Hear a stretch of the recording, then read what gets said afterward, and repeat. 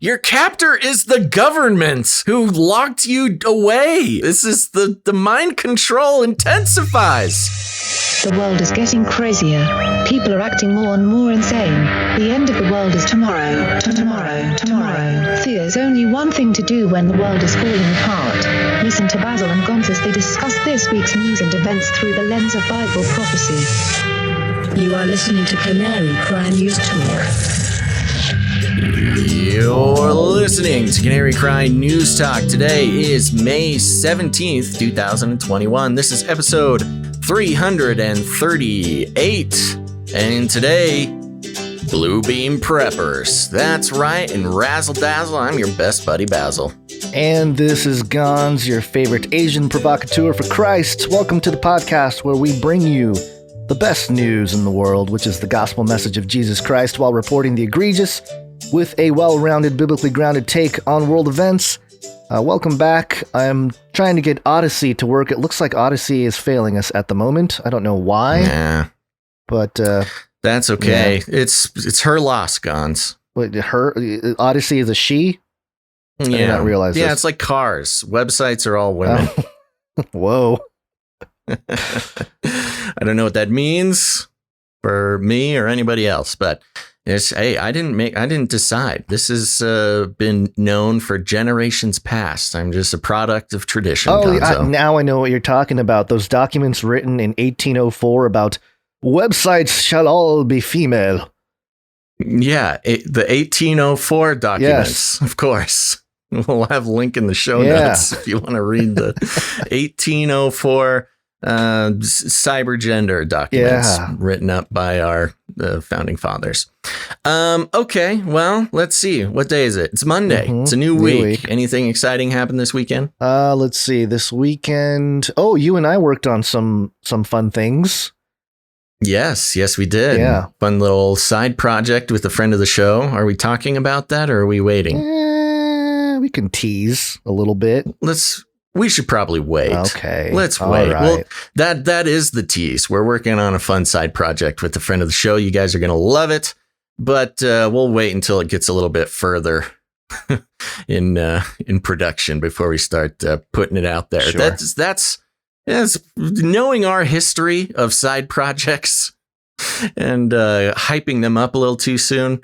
That's what we'll do. Not that I don't have full confidence in the person doing it, just saying. But I have a couple of fun little things to mention. I went to the movie theater, Gonz. Whoa. I went to the movie. Breaking protocol. That's right. No. Oh, wait. That's totally cool. Protocol is totally fine around here. Oh, okay. Actually, the theaters have been open forever. But remember, I'm not in LA there. Right. The fascist state of LA. Yes. But saw two movies. And did you movie hop? No, I didn't actually. I probably should have, but I did pay full price. I'm down to support the movie theaters. I want them to survive. I love movie theaters, and I'm sad that not sad, but it is going to be a transition if movie theaters ever go away. But here's the thing. I experienced something that has confirmed my theory that Hollywood proper is totally dead, and the streaming services are taking over. Two movies. Mm-hmm. Number one, Wrath of Man, the Jason Statham. Have you seen the teaser for these? No. I know Jason Statham, though. I mean, so he has a new movie out called Wrath of Man. The trailer makes it sound really good. First of all, first thing to note, there are two trailers out right now that are completely based musically around Johnny Cash songs. They love this guy. But Wrath of Man is one of them. It's kind of a shoot 'em up guys movie. A lot of revenge. A Jason Statham movie with a shoot 'em up? I wouldn't have guessed. Can you believe it? I'll just say right now. So, Wrath of Man, distributed by MGM Pictures. Mm-hmm. It's just a classic legacy production company. Yeah, it's the lion, right? The roaring lion at the beginning. Yep. Classic Hollywood staple. Wrath of Man was the worst movie since Wonder Woman 1984. Oh. Now, let me clarify, because it's got all the shapes and sounds and colors of a good movie. The production quality was high, excellent. The photography, it's a Guy Ritchie film, so it's got a very unique editing style. Editors did a great job. Cinematographers did a great job. The writing on this film is the worst writing I have seen in a movie since Wonder Woman 1984.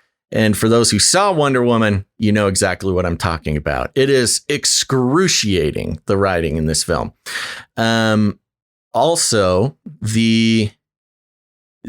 it's almost entirely cast with British actors. Mm-hmm.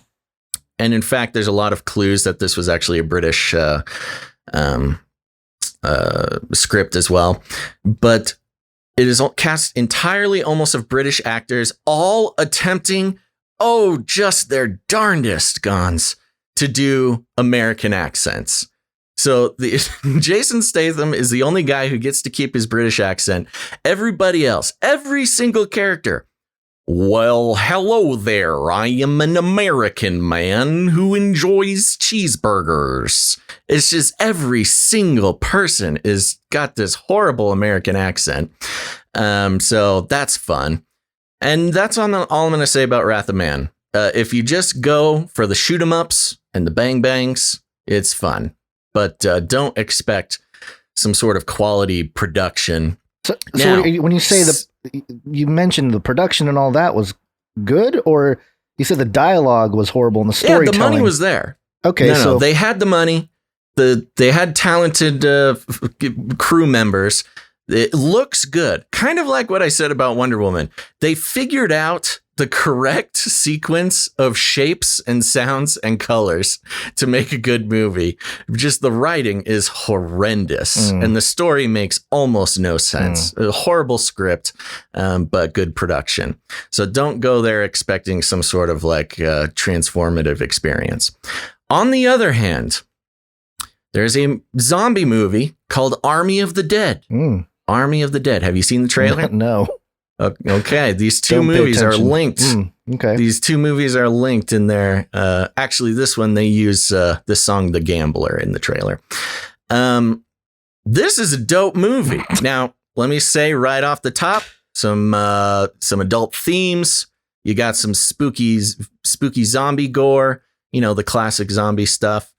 But one of the most unique zombie movies, I would say the most original zombie movie since Shaun of the Dead. It was really refreshing. Let's mix. What we're doing is we're mixing Dawn of the Dead with Ocean's 11. It's a heist zombie movie. It's cool. It's dope. I liked it a lot.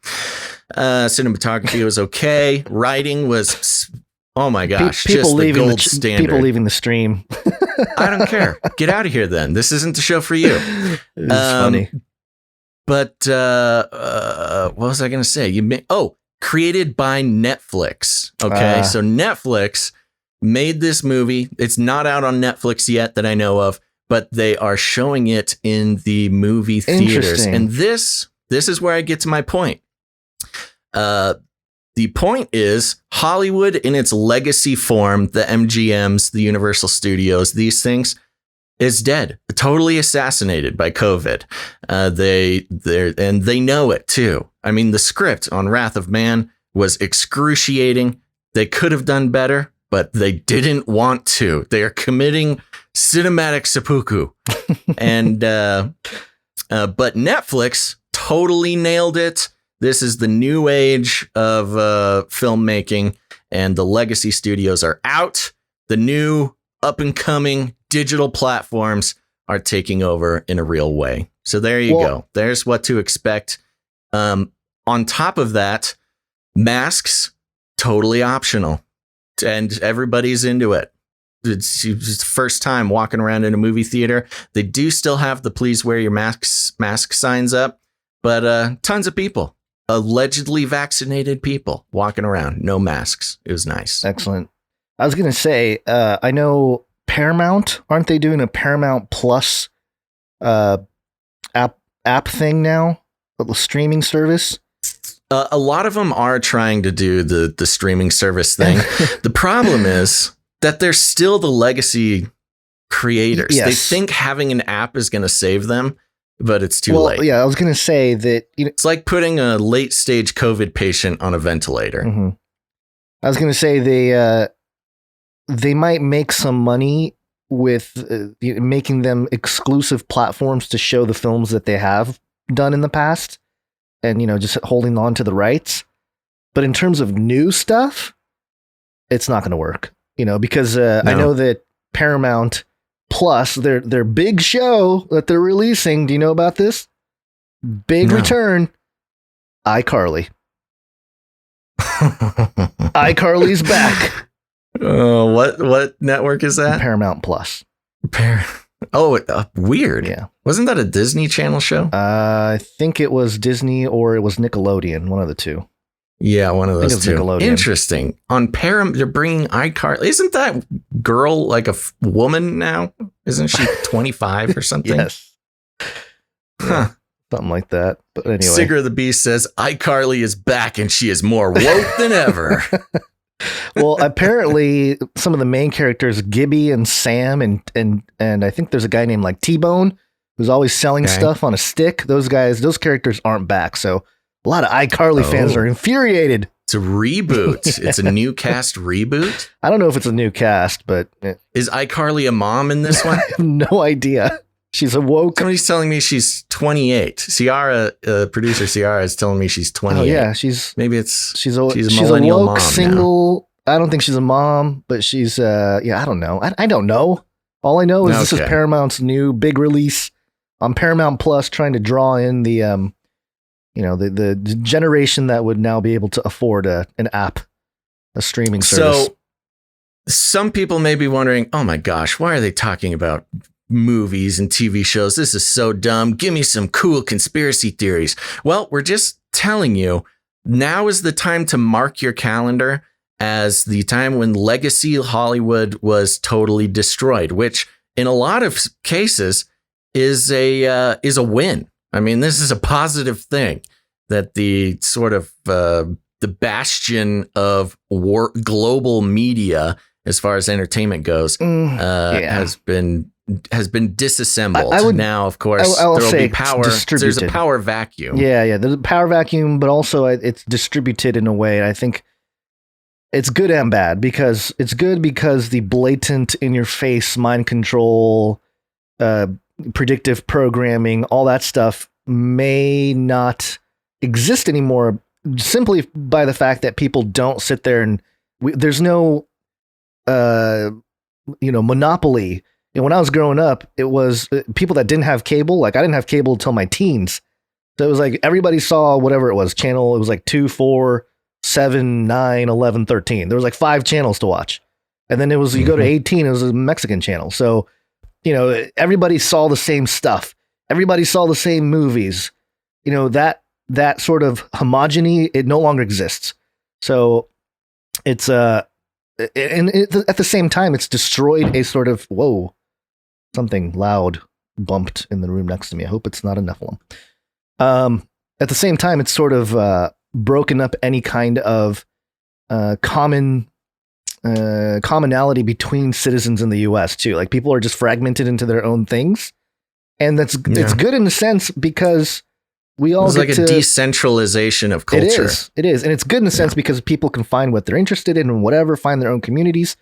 But also, you can't get a message out there unless you think you have influence, or you do have influence through some of these chosen ones on the centralized platforms like YouTube. And it is complicating things for the CIA accountants, because now they got to write the Project Mockingbird checks out to like a dozen different streaming companies instead of one, Hollywood megalith. Mm-hmm. Yeah.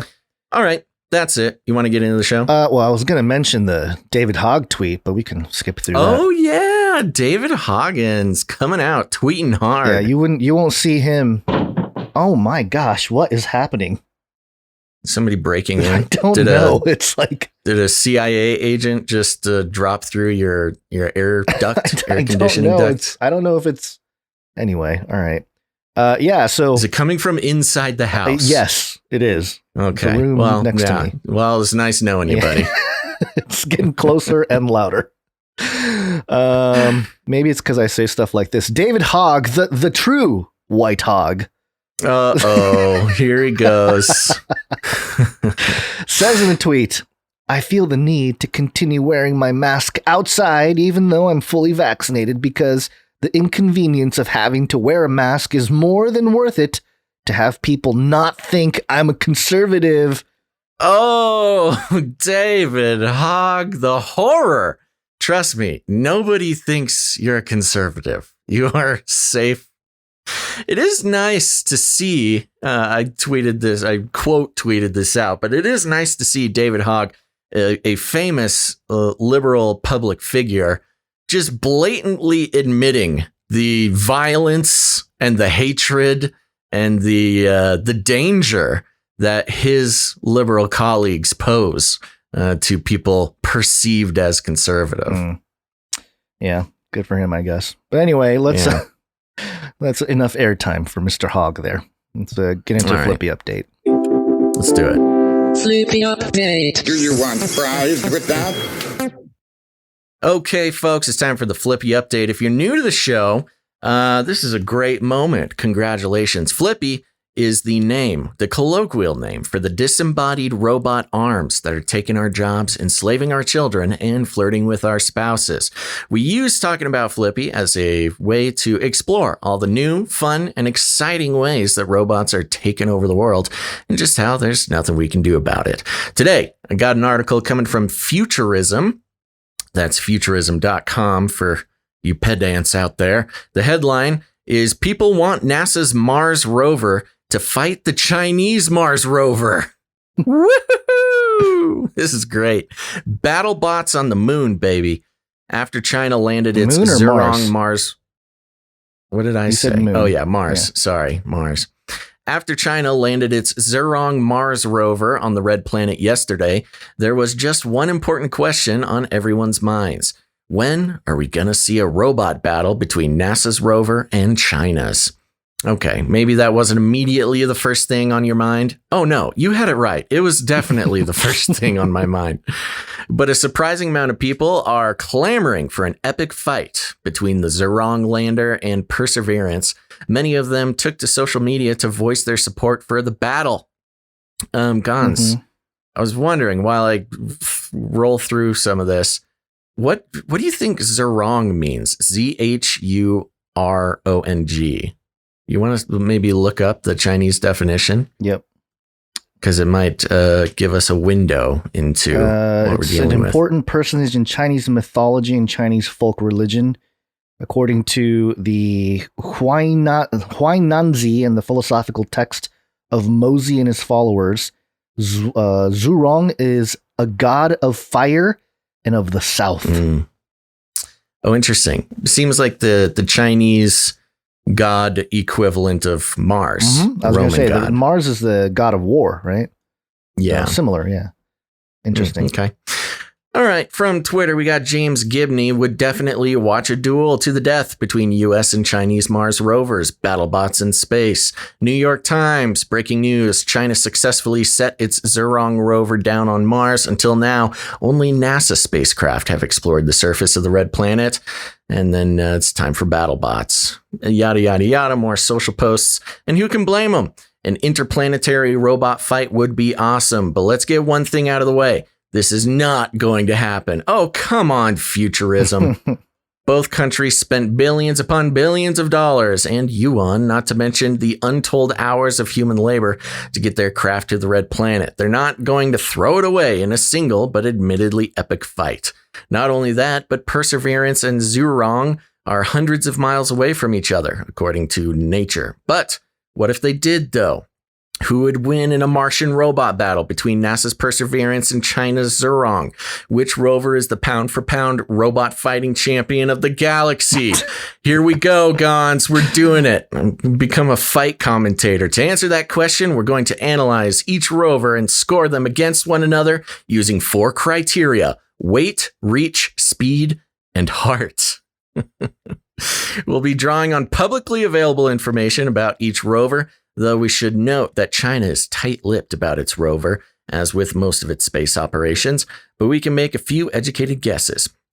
Okay, weight in the left corner. Size is incredibly important when it comes to combat. Even the slightest difference in weight can make all the difference when it comes to human boxing. The robot boxing is no different. Zhurong weighs in at a respectable 530 pounds. That's the same weight as a grizzly bear, and is heavier than both the Spirit and Opportunity rovers that landed on Mars in 2004. But Percy has Zhurong beat by a whole lot. NASA's Perseverance rover clocks in at a staggering 2,260 pounds. According to NASA, it's roughly the size of an SUV and more than 4 times the size of Zhurong. This would be like if a fully grown man fought a Galapagos penguin. The winner here is clear. Edge, Perseverance. Now let's talk about reach, Gons. A fighter with long arms can keep their opponents at bay while punching them from afar. Rovers can do the same with their onboard instruments. Zhurong is fairly limited in instruments in the instruments department. It has a retractable solar panel that helps power it and shake off Martian dust, according to the New York Times. They can also be used to smack its opponents to death. The rover also has a multispectral and terrain camera, ground-penetrating radar, magnetic field detector, and weather sensors, all great for being able to see your opponent. But alas, Perseverance has the Chinese rover beat by a mile. And I mean that literally. With assistance from the Ingenuity helicopter, it can fight Zhurong from a mile away. That's right, we have a nice little drone up there. Even without Ingenuity, Perseverance still has a 7-foot arm with a drill at the end of it, along with an actual frickin' laser beam powered by plutonium used to find and analyze samples. Again, this one is barely a contest. Edge, Perseverance. Now let's get to speed. To quote one of the greatest fighting movies of all time, quote, "In the world of Kung Fu, speed determines the winner." Unfortunately, both rovers are so slow, they can make a sloth look like Usain Bolt. But one is indeed faster than the other. Perseverance drives with a top speed of 0.01 miles an hour, according to space.com. That's obviously not very fast, especially when you consider that Ingenuity can move at 20 plus miles per hour. I did not know Ingenuity could do that. On the other hand, Zhurong clocks in at a breakneck 0.12 miles per hour. That's lightning fast compared to Perseverance. We rule Ingenuity out of the question. The winner here is clear, Zhurong. Okay, so Zhurong can run away. I was going to say, it could come in, strike, and then leave. Congrats, China. Lastly, heart. If you have 2 completely equal fighters in weight, speed, and fighting technique, what will separate the winner from the loser is their heart. We're talking about the intangibles, the grit that gives a fighter the killer instinct. So which rover has more heart? Perseverance won the love of a lot of space enthusiasts when it landed on Mars in February. It also has a very well-maintained social media presence that frequently updates us on its exploration of the red planet. Percy has personality, but does it have that killer instinct? Zhurong is named after the god of fire. There we go. In Chinese folk mythology, that's pretty cool. It evokes destruction and domination. It's the name of a rover that's too busy building a mountain made out of the skulls of its enemies to do things like drafting a tweet. This one's close, but I think we know who ends up on top. Zhurong. Then they go into, and the winner is, and of course, it's a draw. They wouldn't, yeah. I mean, Perseverance is the obvious winner. Plus the fact that we have like 4 rovers and a helicopter, and we could just go ahead and beat up Zhurong pretty well. Yeah. Street rules. Okay, so there you go. This is this this battle has captured the hearts of many, and it's obvious that the NASA rover is way cooler. There's a scene could win in a fight. There's a scene in the Netflix show Space Force with I forget his name. What's his name? He's a famous guy. Anyway, Hollywood's dead, so it doesn't matter. There's a scene where the American spacecraft gets to the moon, and then a Chinese spacecraft comes and like knocks them off course and like dismantles their whole thing. It's pretty funny. It's made with comedic implications, but it just reminded me of that whole thing there. But great. Yeah. Did you watch BattleBots when you were younger? I did. Yeah. Not. I wasn't super into it, but I was. I knew the show. Yeah. I don't think it would surprise anybody to learn that I was extremely into BattleBots as a kid. Of course. A lot of. I think. I would watch it with my dad. I don't know if he actually liked it or not, but it was a good bonding. I've got a lot of good male bonding with my father watching BattleBots there. I think it mixed some of our interests in a way that other TV shows or sports would not do. Oh, interesting about the Zhurong. Some of the principal early and ancient myths of China is one of the sources for Zhurong, including the myth of the Great Flood.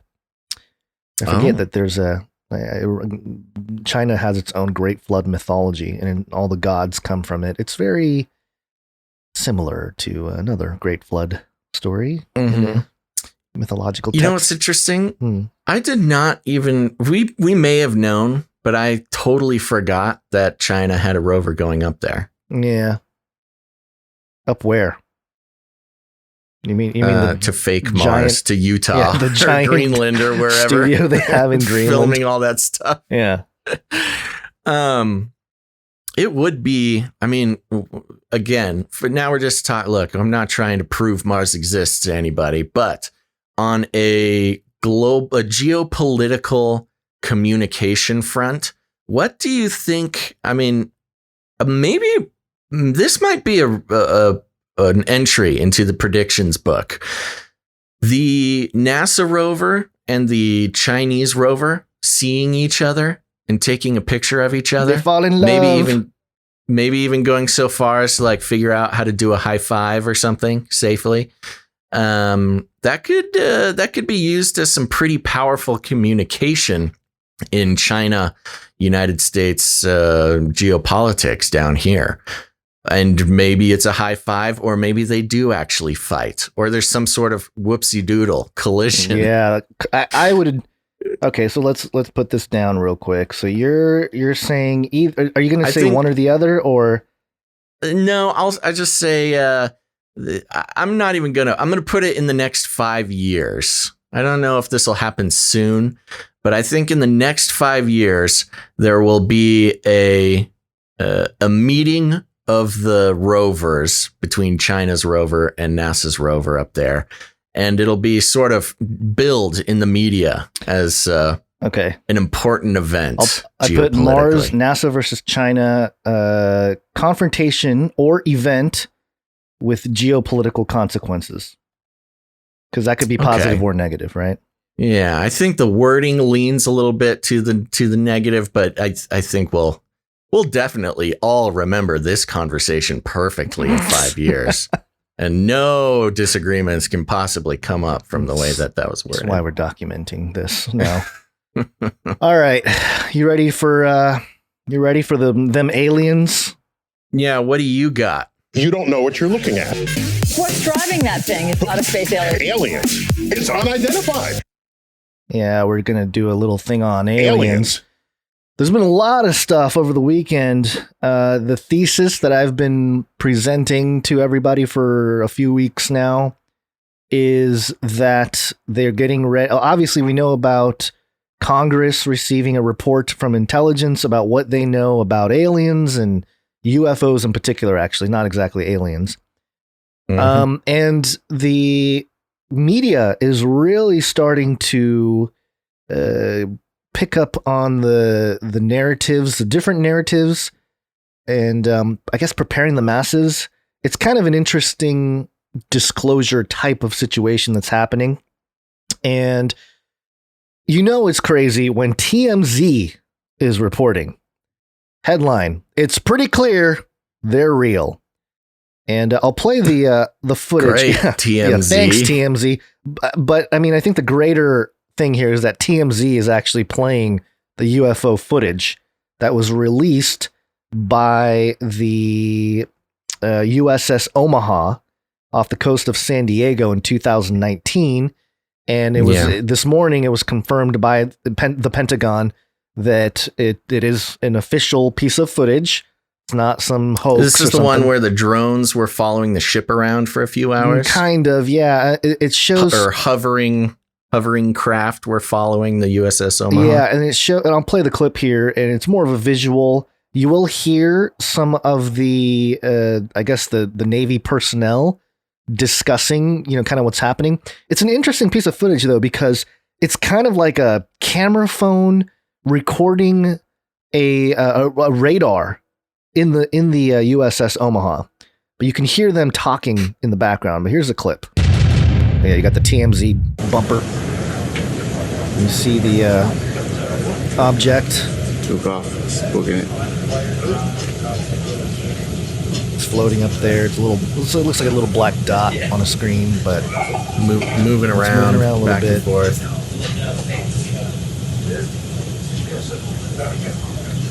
Great Omaha, pick me kid. Rockwell Crawls the possibility to launch Hilo ASAP. They use ASAP in the military. Got 2 wins, 30 knots. Keep going, bro. Yeah, launching a helicopter. Breaking 10, so we could probably bring that 35 routes. And it's slowly descending towards the ocean. Yeah, that brings it.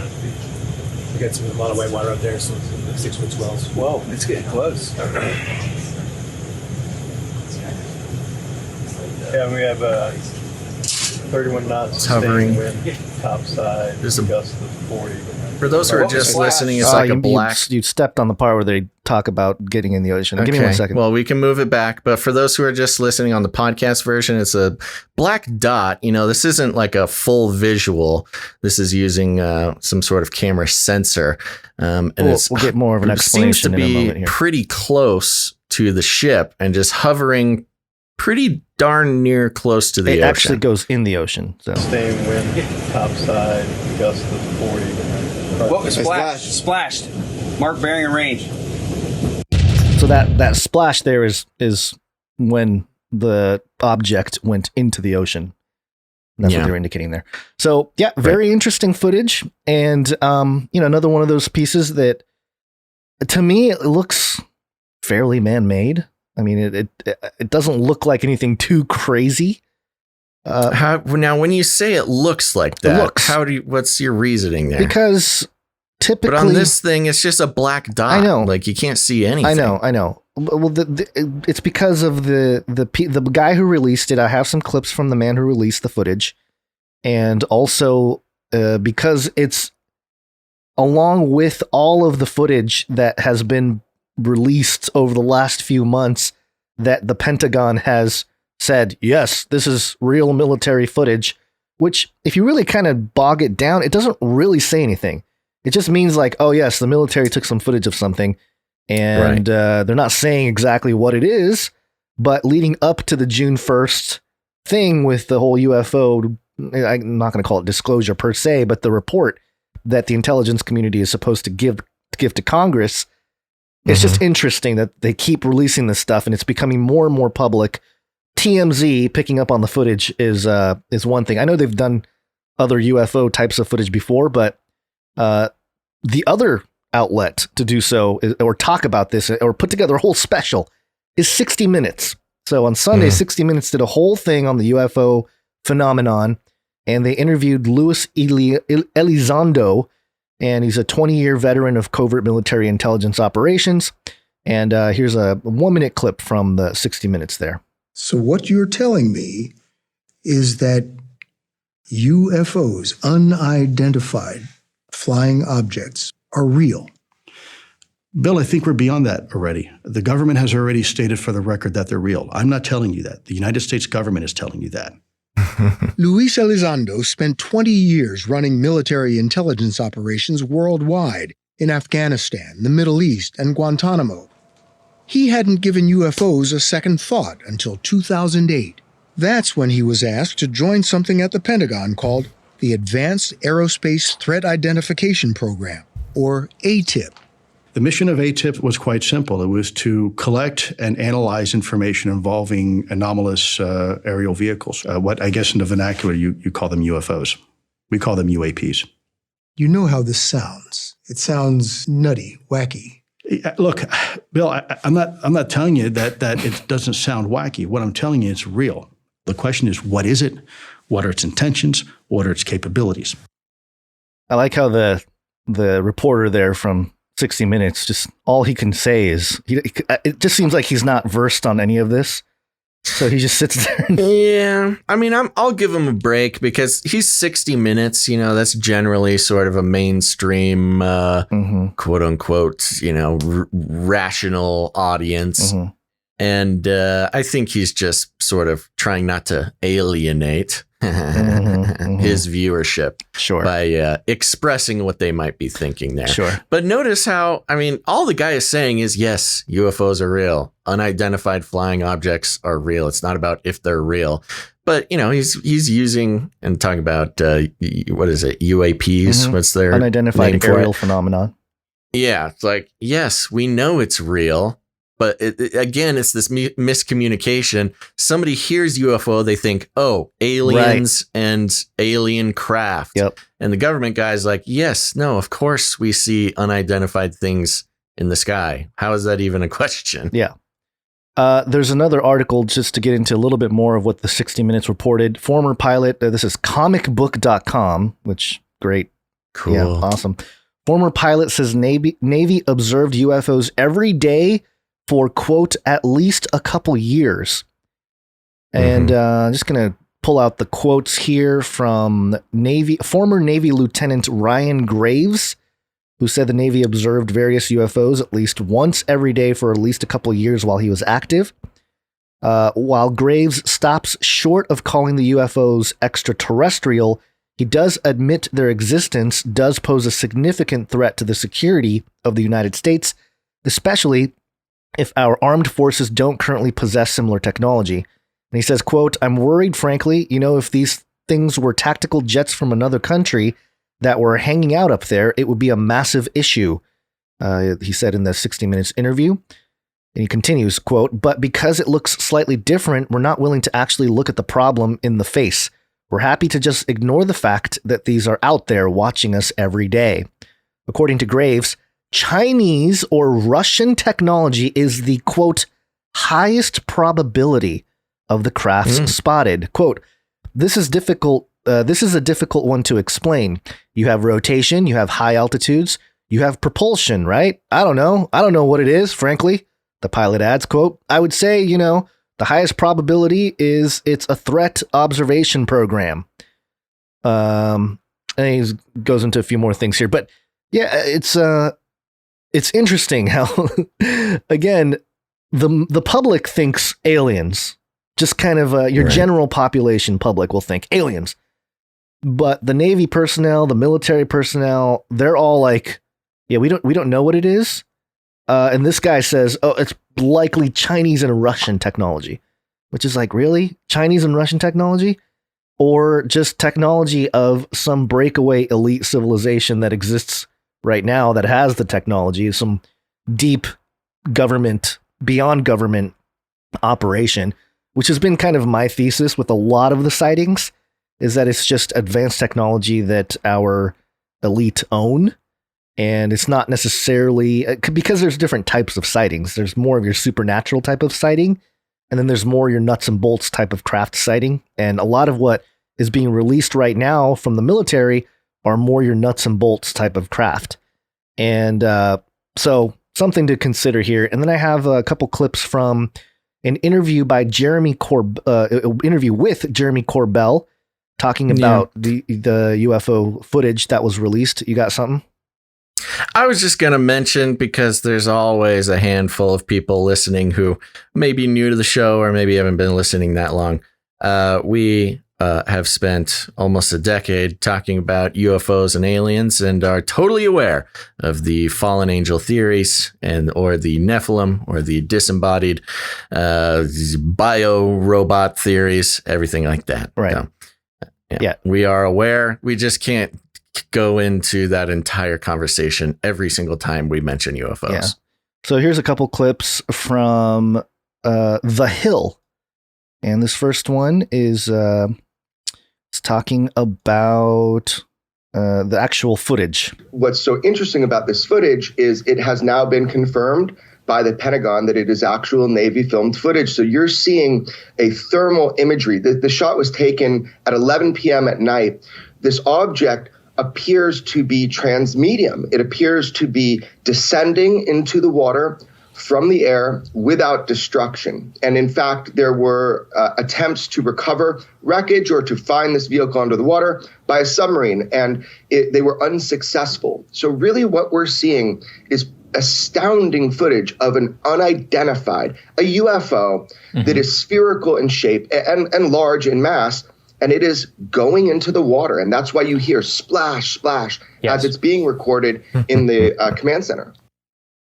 So some details that we didn't get earlier, which is that submarines looked for either wreckage or existence of this thing once it went into the water, and that it was thermal footage, which makes sense. Yeah. This guy, Jeremy Corbell, has a human skull on the table behind him. Oh, he's a filmmaker. Yeah. This guy is okay. Yeah, he's not like some military guy. He's a filmmaker. So that's okay. Yeah. He also has what is that fancy chair called? That's a very famous lounge chair he has in the back. I don't think that's a human skull, by the way. That looks more like one of those elongated potential Nephilim baby skulls or something. Okay. I mean, looks human to me, but it doesn't matter. Human with large head. Okay. Babies have huge heads, man. I don't know if you've seen a baby before. You ever looked at your baby's head? It's humongous. Okay. All right. Next clip. Why does the transmedium element matter here in terms of discussions around propulsion systems and more? Yeah, this is so important. If what we are witnessing is a true transmedium vehicle, a vehicle that can penetrate that barrier between air and sea or air and space without destruction, then we're looking at a propulsion system that is so far advanced, it's beyond next generation technology. So we're probably looking at, and what it is theorized is we're looking at, is a gravitational propulsion system, a non-reactionary propulsion system. Everything we know, you push something back, and that's how you go forward. These craft, particularly things like the Tic Tac craft, they seem to be operating on a different set of rules than what we have, an advanced technology. And if that's the case, we need to know. Again, it speaks to some of the things I've mentioned before with electromagnetic propulsion or anti-gravitic technology. It's not entirely foreign to people that have gone down the rabbit trails.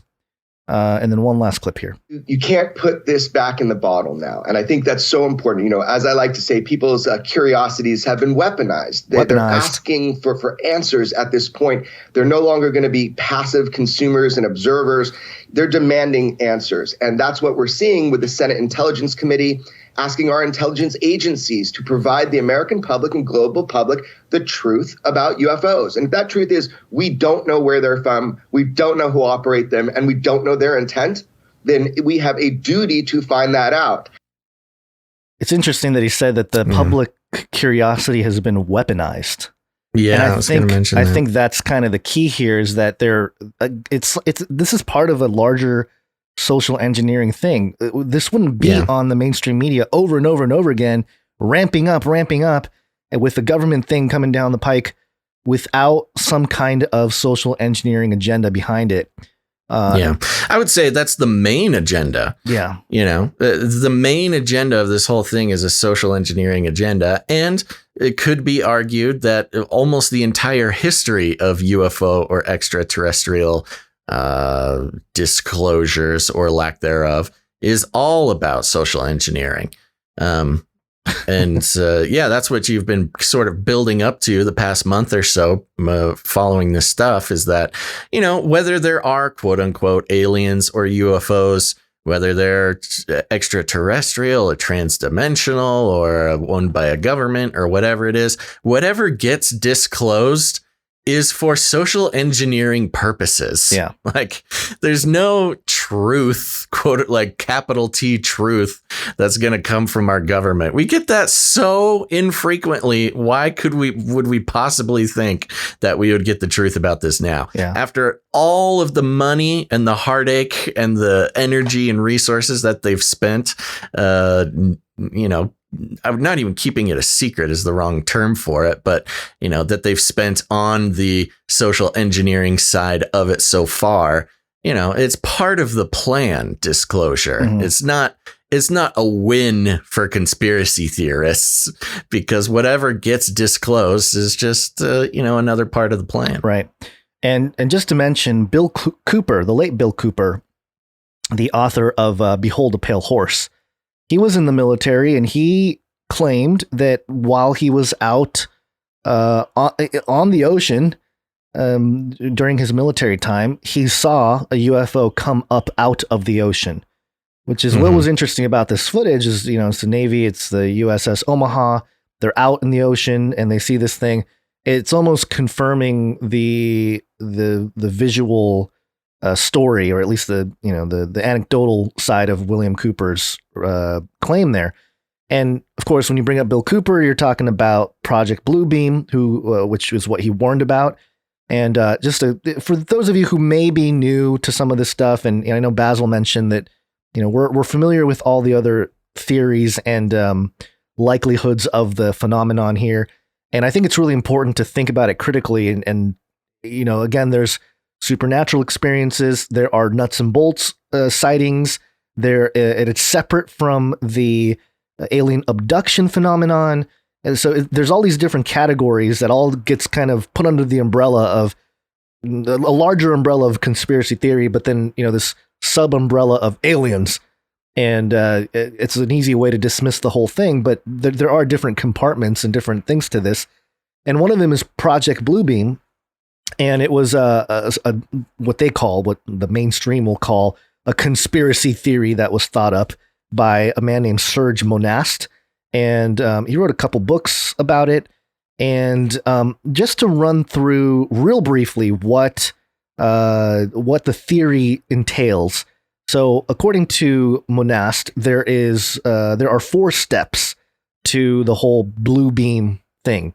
And step 1 requires a breakdown of all archaeological knowledge. And we weren't going to do the story here. There's a story in the extra stuff there about this extraterrestrial isotope that they found, which we didn't do it. It's in the, what's it called? The additional story section if you go to canarycrynewstalk.com. And the reason why we dropped it is because it's not, that super important of a story, but it's interesting that, according to secularists, atheists, and the mainstream science, everything is stardust. Everything is from space, and we all just a magic stew of life formed on Earth. But then they go out and talk about how this crazy radioactive isotope that was discovered recently is extraterrestrial, and it comes from a nearby explosion and all this kind of stuff. So it's very... from their worldview, everything is stardust. Right. Why are they so stoked about this other stardusty isotope? It doesn't make sense. If it wasn't for part of creating the narrative of breaking down the established pillars of science and academia, Right. So that's the first step, according to Serge Monast, that the breakdown of all archaeological knowledge. And he gets into the details of how it destroys religious thinking, especially Christian and Muslim doctrines. But it doesn't have to be. It can be established science as well. I mean, he said this stuff in the 90s, 80s, and 90s. Step 2 involves a gigantic, quote, space show, wherein 3-dimensional holographic laser projections will be beamed all over the planet. And this is where Bluebeam really takes off. So this is where, you're going to show either the Antichrist or God or aliens or whoever. It doesn't even matter. they're appearing in the sky and they're going to do something. And I guess people are around the earth. It's going to be some sky show. And, it would have to be very, very spectacular to grab the attention of people because, this day and age, we have pretty intense drones, that do things. We have Starlink already up there, turning people's heads.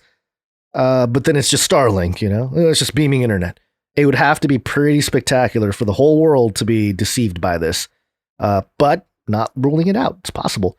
Step 3 is a, quote, telepathic electronic two-way communication. So this is more of like a voice to skull type of thing all around the world. And this one, you talk about Elon Musk having Starlink up there and then wanting to put Neuralink chips into everyone's brains. I mean, it's kind of like a crude form of this idea of getting everybody to download or receive all the message at once or whatever. So again, not entirely out of the question, especially if they use voice to skull technology on a mass scale, which who knows if it's even possible, logistically. Well, if everybody's got a chip in their brain, that's what I'm saying. If the people that have the chip in the brains, you're out of luck. But for everybody else, And then step 4 has 3 parts. Number 1, making humanity think an alien invasion is about to occur at every major city.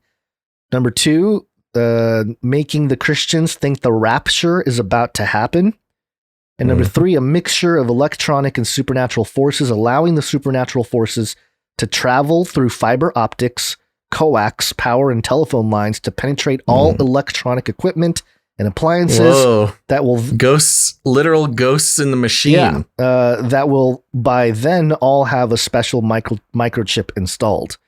So, at the time in the 90s, when he was talking about this, it sounded crazy. Oh, you're a crazy conspiracy theorist. But now it's like, wow, we are really building the infrastructure for this, aren't we?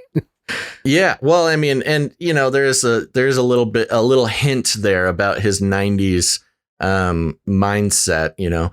All of our appliances will have microchips installed. Right. Well, I mean, pretty much all of our appliances are something akin to supercomputers compared to past decades of computation. So not quite special microchips installed, but yes, computerized appliances across the board.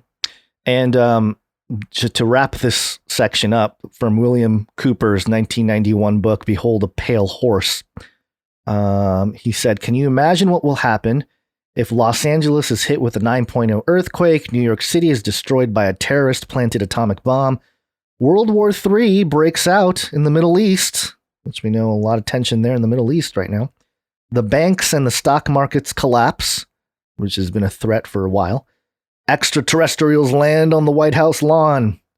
Okay, haven't had that yet. Food disappears from the markets. Bananas. Bananas. Starting to happen.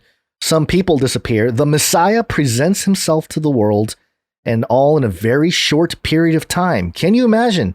The world power structure can and will, if necessary, make some or all of these things happen to bring about the new world order. So it's very strange that we're in this time when TMZ and 60 Minutes and Congress and the intelligence agencies all starting to really ramp up the UFO conversation with footage and military documented footage. I don't know. I'm not saying it's all going to happen at once, but definitely moving in that direction. And it's going to have to be because and this is part of Alice Bailey's New World Order too. They have to have these like world servers, quote unquote, is what she called them, to kind of assist, the way she put it, assist humanity during this transitional period, is what she said in the externalization of the hierarchy. And so you have to have these like influencers basically to explain what's happening, right? Right. And the biblical explanation is going to be, oh, no, you're wrong. You're completely wrong. No, religion is discredited because of this, and this, or whatever. And in fact, I think Serge Manasse goes as far as like, oh, the Christians are going to be enslaved and used as either sacrificed or used as sex slaves and stuff. So, I mean, he's got a whole thing what happens to Christians. Oh, that's exciting. Okay. You heard it here first. Basil will be first in line to be captive. But it is scriptural. I mean, he's not saying anything that the Bible That's doesn't what I was already going to say. say. It's scriptural So that it, I don't know why that's. Yeah, he needs to make up his own. Well, thing, I think he's reflecting off of some of those scriptures to come up with, or to fill the gaps, or at least bring a modern scenario of how that can play out. But yep, that's that's kind of the wrap up there. Hopefully, people are curious enough to go down the rabbit hole and study for themselves and learn what all this is about. But this is a news show, so we're trying to keep it fairly brief. But hopefully, you get something out of it. No, that's very good. There you go. Yeah, we've been touching on UFO stuff so much recently that we needed to take some time and do another, comprehensive segment. Yeah. Rather than just mentioning at the end of the show, oh yeah, another UFO thing. Some people in the chat asking about my rapture position. I am not pre-trib. That's pre-wrath at the current. Yes, you have so much work out that they can check. They just need to watch the rest of your videos. Yeah. Okay, well, let's move on. We need to get into the vaccine pandemic special stuff. A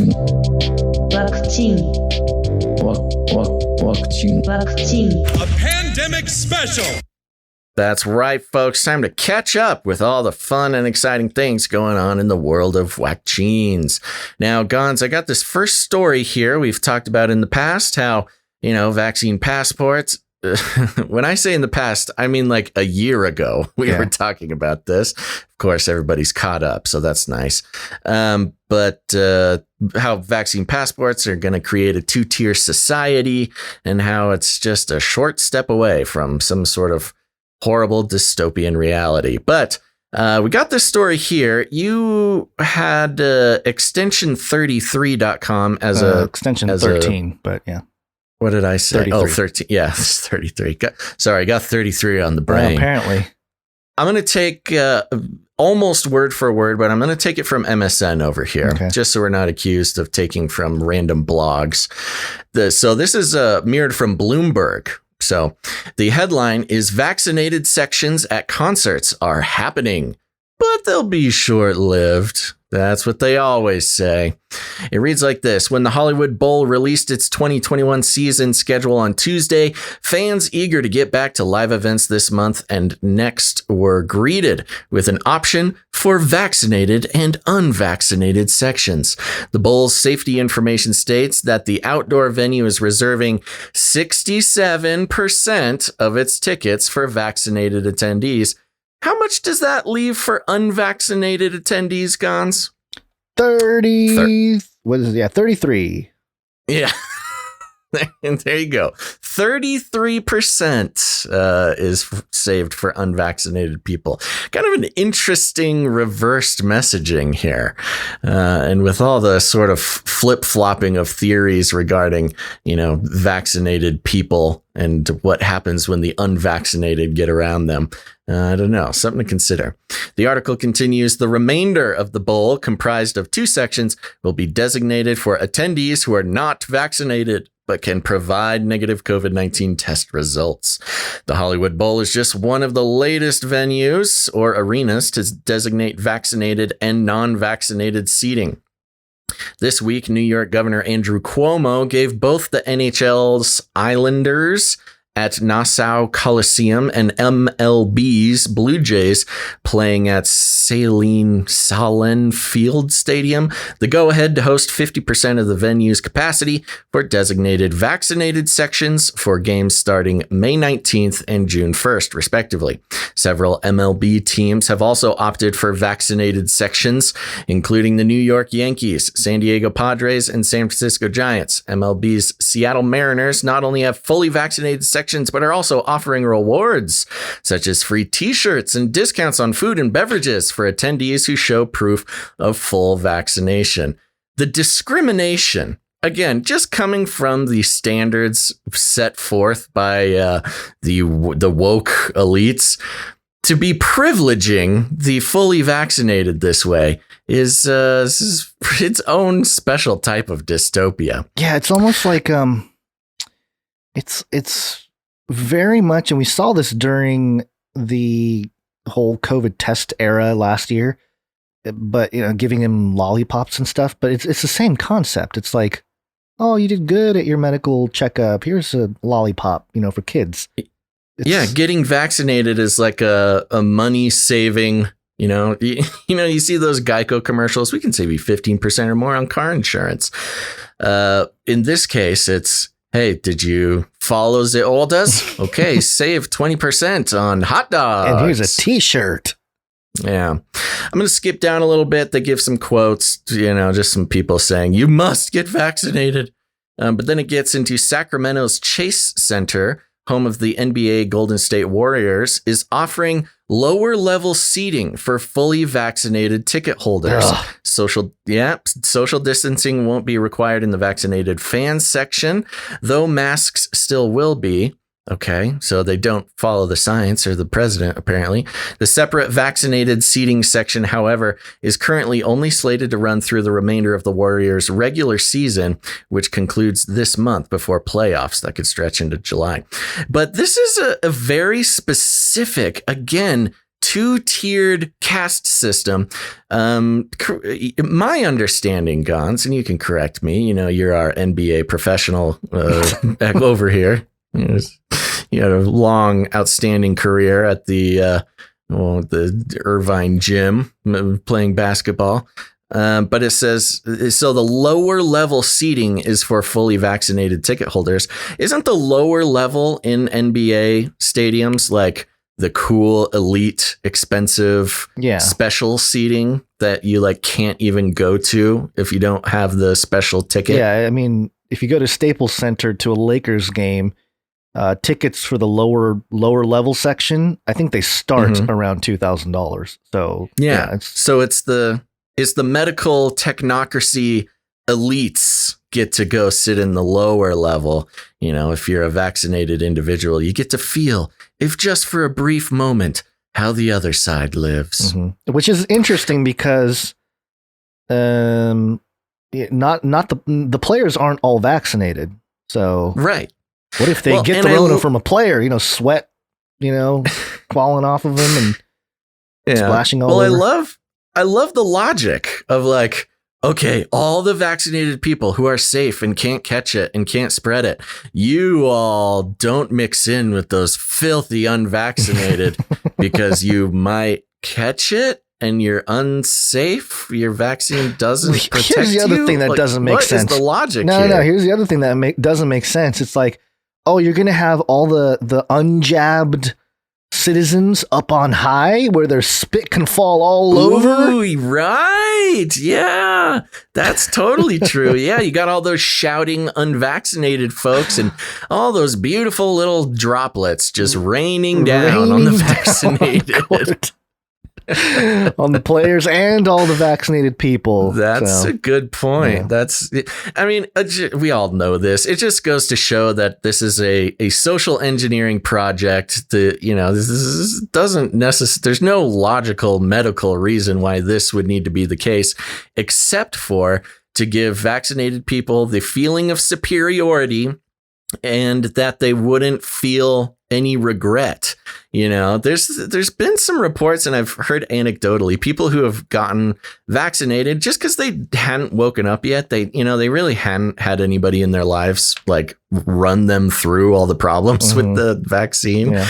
And then it's only after they get vaccinated, they figure it out. They're like, oh no, what have I done?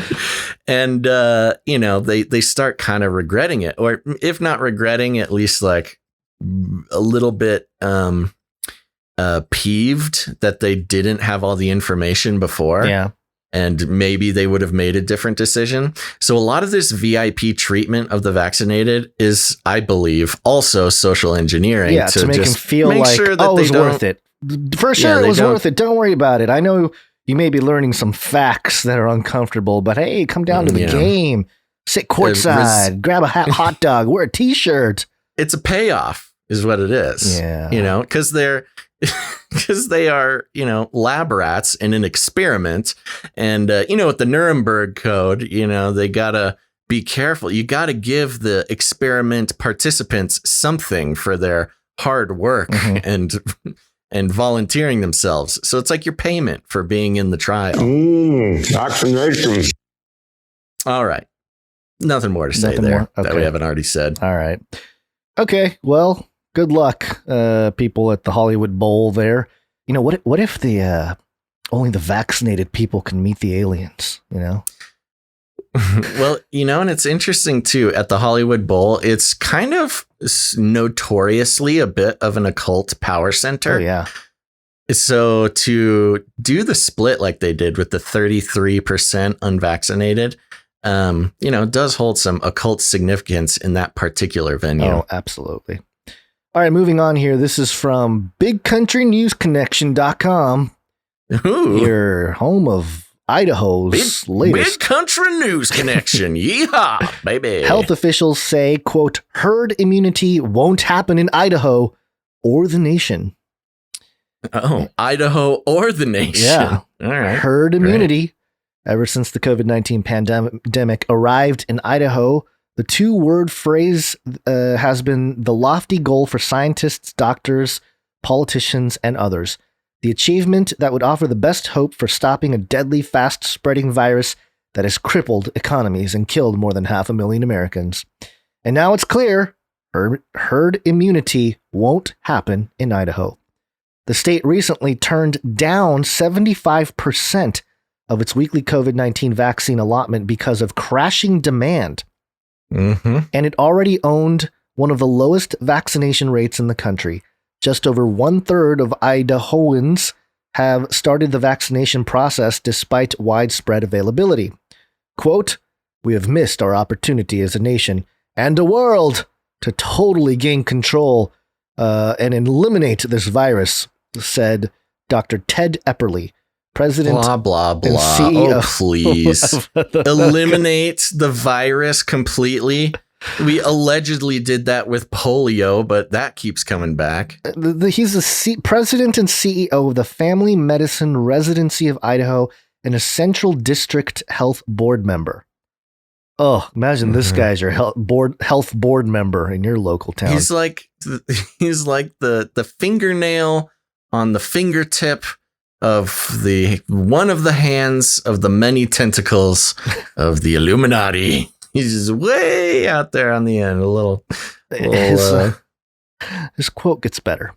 Quote, okay. It will be with us and around us, ongoing, permanently. Wow, this guy's his own Dr. Doom. Oh, he's definitely a pessimist. Somebody get this guy. This guy needs to exercise, go smell the flowers, live his life. He's having some both Idaho issues and the nation will not get to herd immunity. With the help of 3 vaccines that were granted emergency use authorization by the Food and Drug Administration, a return to normal was possible through a combination of these shots and the immunity that recovering from the virus provided, public health experts said. Instead, vaccine hesitancy is preventing Idaho from chasing the threshold required for herd immunity. All those Democrats who are vaccine hesitant, 41% of them, they're the reason that we are not reaching herd immunity. Without herd immunity, Americans will have to adjust to a new reality with the coronavirus as part of daily life, much as it has been for the past year, but with fewer preventative restrictions and mandates. Right. Yeah, it goes into some numbers. Sounds easy. Yeah, goes into some numbers. And then it says here, Idaho was averaging 160 new COVID-19 cases per day over the past week through Friday. IDHW reported there were 82 patients hospitalized, with 33 in intensive care units as of Wednesday. You got to always drop in the 33 there to signal. Mm-hmm. Quote, in all caps, it can blow back up into a big fire again. This is a quote. If the virus is never fully eradicated, it may shift the nature of the pandemic. Quote, this virus may become more endemic rather than epidemic, says Dr. Sky Blue, It's not a real name. It's gotta be fake. Dr. Sky Blue, a physician at Sawtooth Epidemiology and Infectious Diseases, told The Statesman, quote, endemic refers to diseases or conditions that are regularly found in a population versus an epidemic, which refers to a widespread disease at a particular time.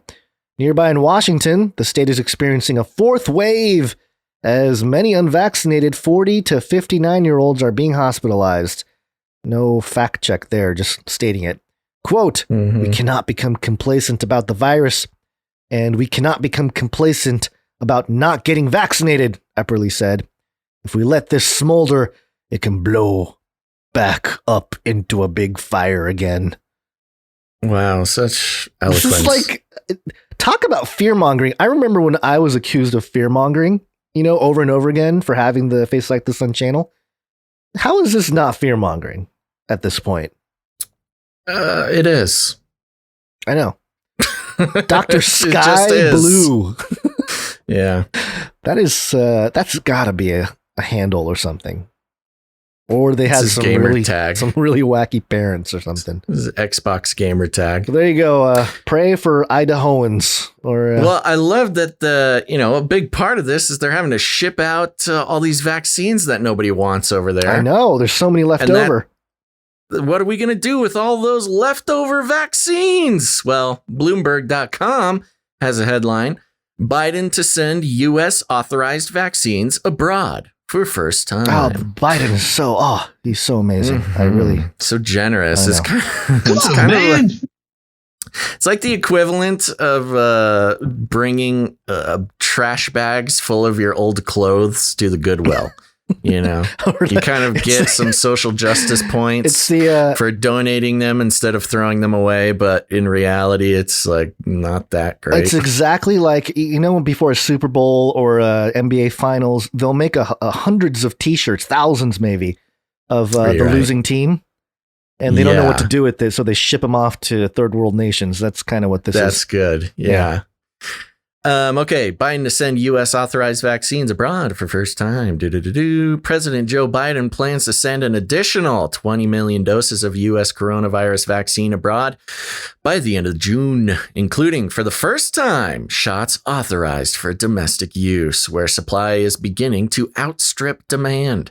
Biden will announce Monday that he'll export 20 million doses of vaccines from Pfizer Inc., Moderna Inc., or Johnson & Johnson, on top of 60 million AstraZeneca PLC doses he had already planned to give to other countries, according to a senior administration official familiar with the plan. That's what I remembered. They were going to do the AstraZeneca and send them to third or other nations because it was yet to be authorized in the U.S., if I'm not mistaken. Yeah. Oh, yeah. We are sending off our trash AstraZeneca vaccines that obviously they were not counting on it receiving emergency use authorization. Also, notice it's been happening for about a month or so, at least a few weeks, that they've stopped the requirement to mention Pfizer along with BioNTech.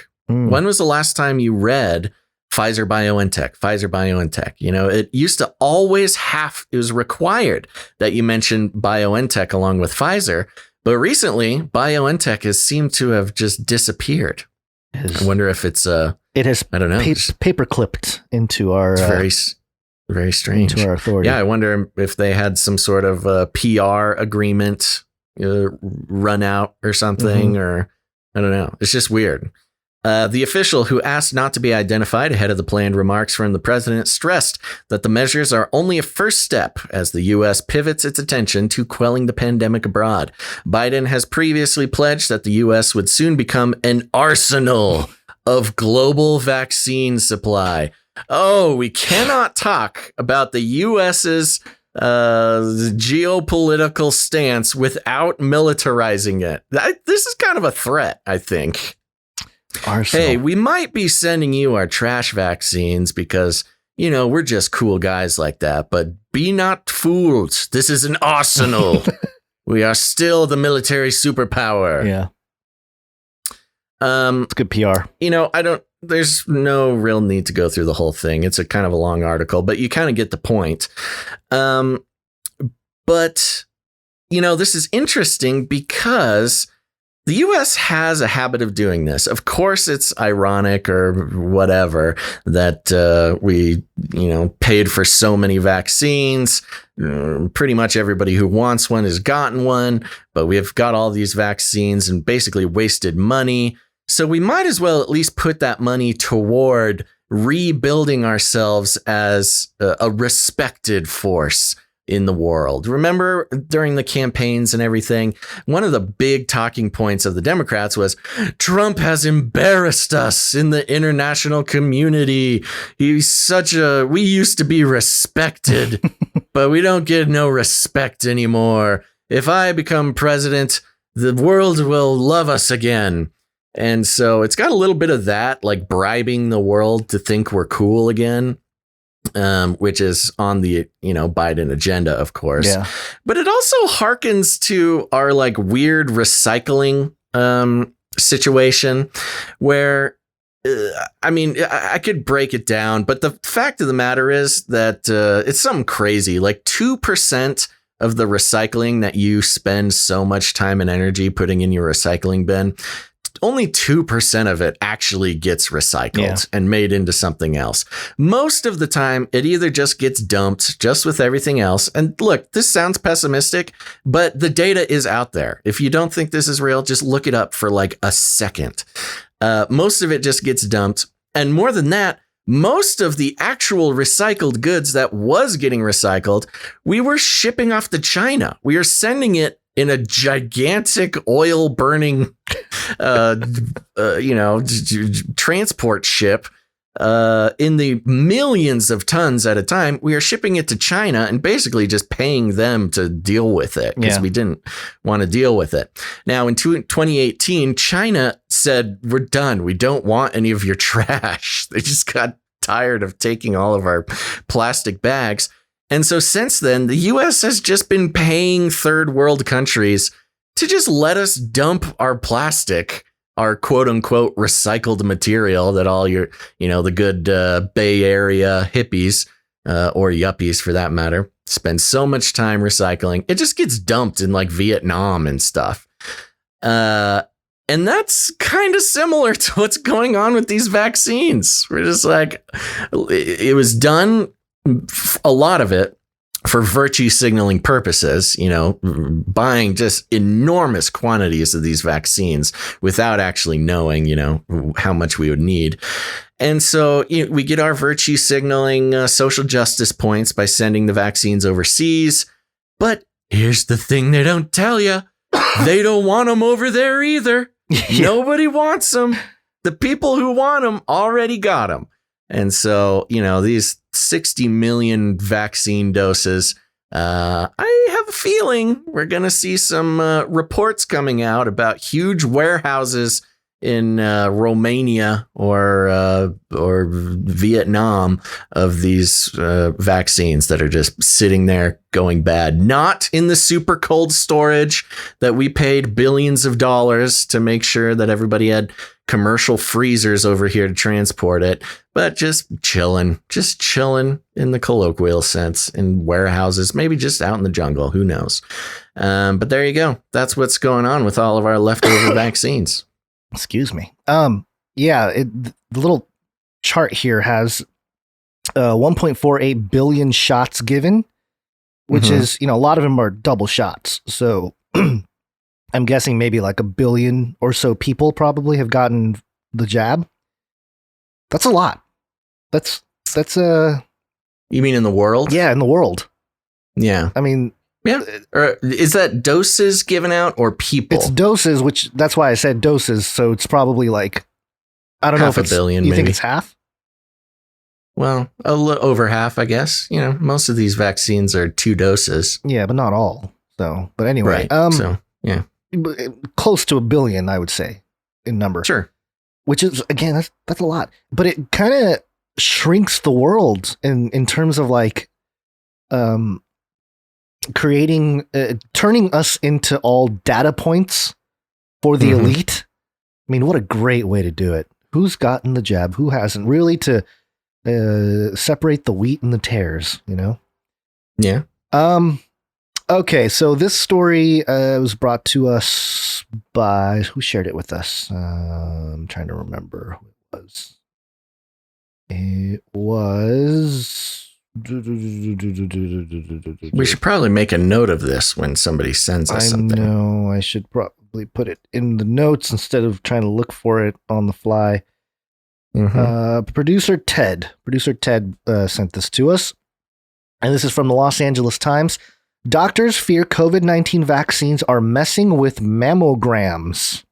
Yeah. And I mentioned this back when I was in my flurry of worry, my worry flurry about the female, the women's health and the vaccine. Yeah. It says here, after more than a year of anxious waiting, women newly vaccinated against COVID-19 are flocking back to mammography, or is it mammography?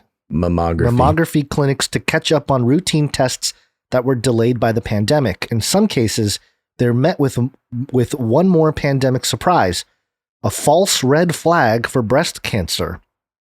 Like a sore arm or a slight fever, lymph nodes enlarged by the immune system's response to a COVID-19 vaccine are virtually always a sign that the shot vaccine is doing its job. But to the medical specialists who scour mammograms for signs of malignancy, the unexplained appearance of swollen lymph nodes has typically sparked concern and a recommendation that the patient be called back for further testing. The result has been new uncertainties for women and the doctors who care for them. It's a false alarm. Women certainly don't need to worry inducing call reporting and, quote, abnormal reading on their mammogram. A few welcome the additional tests that tend to follow. Which is so far they're saying, yes, the vaccine does cause enlarged lymph nodes, especially because the ones near the chest there is near the arm, and so they're which is really disturbing because these extra tests, quote unquote, that these women are just so happy to be getting are biopsies that are incredibly painful. Yeah. It says here, quote, "It's a bit of a balancing act," says Dr. Lisa Mullen, a breast imaging specialist at Johns Hopkins University School of Medicine in Baltimore. With many basic questions about the rash of enlarged lymph nodes still unanswered, the world of breast cancer screening has been forced to call some audibles. The radiologists who scour mammograms for signs of cancer are not easily rattled. They examine thousands of breast images each week and make lots of judgment calls. It's not very often they are downright flummoxed. Flummoxed. I like flummoxed. Flummoxed. Sounds like a medication. Flumoxacin. I think that is a medication. This says here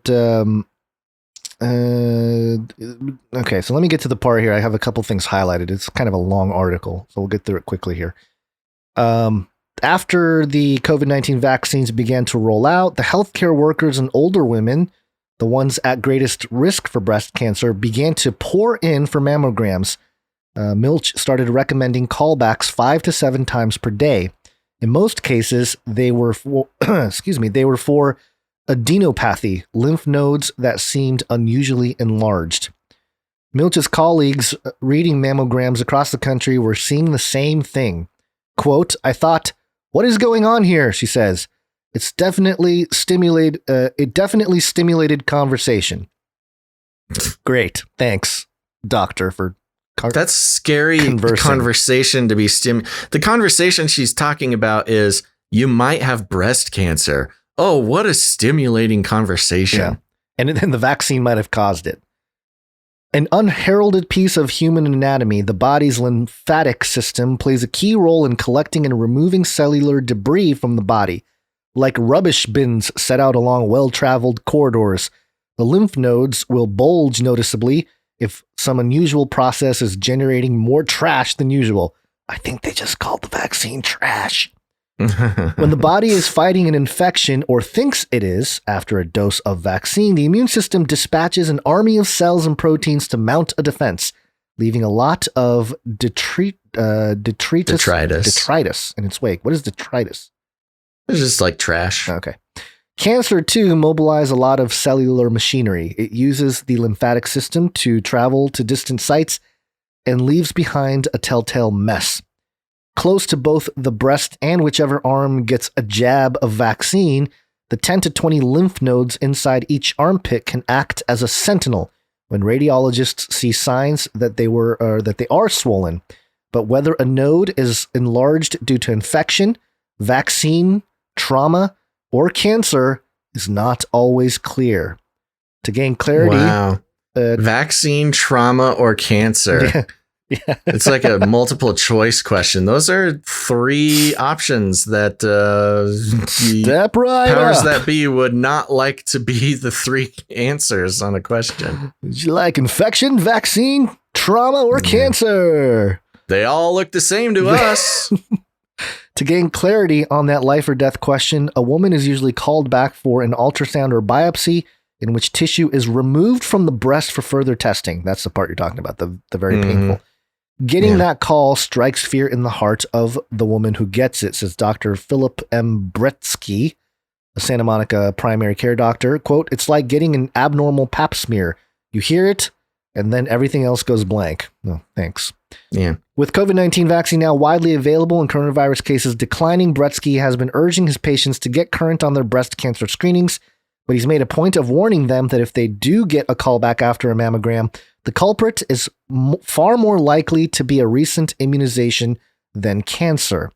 Crazy. Radiologists have long known that a recent dose of vaccine or shingles, tetanus, or flu can cause lymph nodes to appear slightly swollen.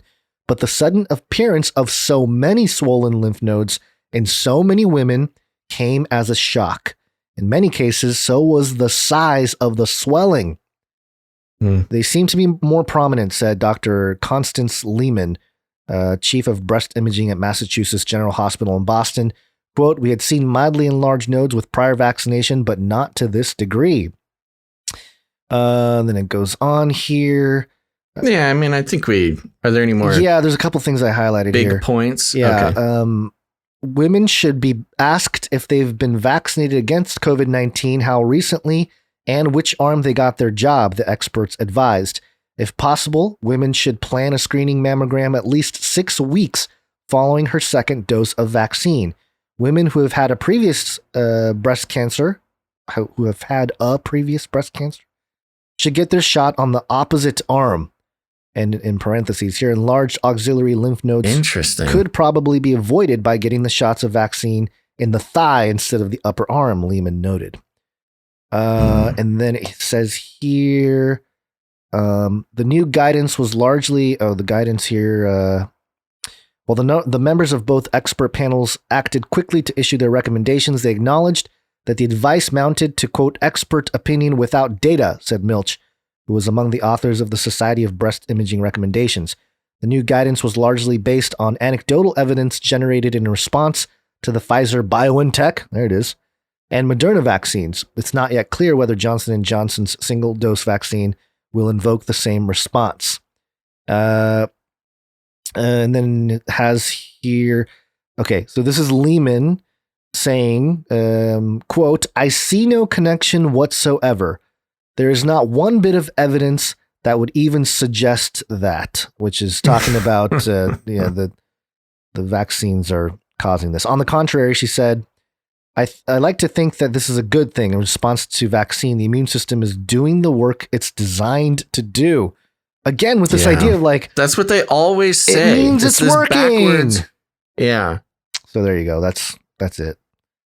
Well, that's a great... That's a great segue. That whole double speak mind control thing. They're talking about, oh, if it gives you a breast cancer scare, that means the vaccine is good. Mind control intensifies. Yes, exactly. I got this article from Los Angeles Times here. And the headline is, for some of us, returning to pre-COVID life is turning out to be harder than we expected. For some Hold of on. us. Is this is under the science section? Mm-hmm. Yep. Okay. For some of us, Gons, returning to pre-COVID life is turning out to be harder than we expected. Shelby Bernstein can't what or Bernstein. Dun, dun, dun, who knows? It's changed. Shelby Bernstein can't wait for life to get back to normal. In theory. Okay, now pay attention because it's basically line by line on this thing. Yeah. Shelby Bernstein can't wait for life to get back to normal. New paragraph. In theory. New paragraph. But as COVID-19 restrictions lift across the country, Bernstein has found herself feeling increasingly anxious. Quote, maybe it's like Stockholm Syndrome, except our captor is the coronavirus, she said. Oh, no. It's not the coronavirus. Yes. For those who don't know, Stockholm Syndrome is, this weird, it's not a disease or anything. It's just a weird psychological phenomenon that presents itself in cases where like kidnappers suddenly will take the side of their captors. They identify with their captors. Yeah. Yes, the sympathetic. Who is the famous one? Was it the Hearst? Patty. Yeah, I know what you're talking about. She was kidnapped during a bank robbery and then joined the bank robbers. Yeah, and robbed a bunch of banks Hearst. with them. Patty Hearst, right? Famous Stockholm Syndrome case. Yeah. Which is interesting because again, it implies that the victim joins the team of their captors. Mm-hmm. So when this Shelby girl is saying maybe it's like Stockholm Syndrome, except our captor is the coronavirus. It's this love and identification with and wish to preserve the coronavirus. But is this also maybe this will trigger Shelby if we brought it up. If I was having a conversation with Shelby, I would say, you mean, is this like, you're identifying with the invisible enemy that Trump? Yeah. Remember Trump said it was the invisible enemy? You're agreeing I don't with remember Trump? That. Yeah. Right. His brain explodes. Well, she continues here, quote, we're all so used to the mental and physical havoc it wreaked upon us that any sense of normalcy feels wrong, she says. Scientific feelings. Going back to our theme the past few episodes, the trauma, the trauma bonding, the obsession with trauma, certainly that's all hooked in with the Stockholm Syndrome.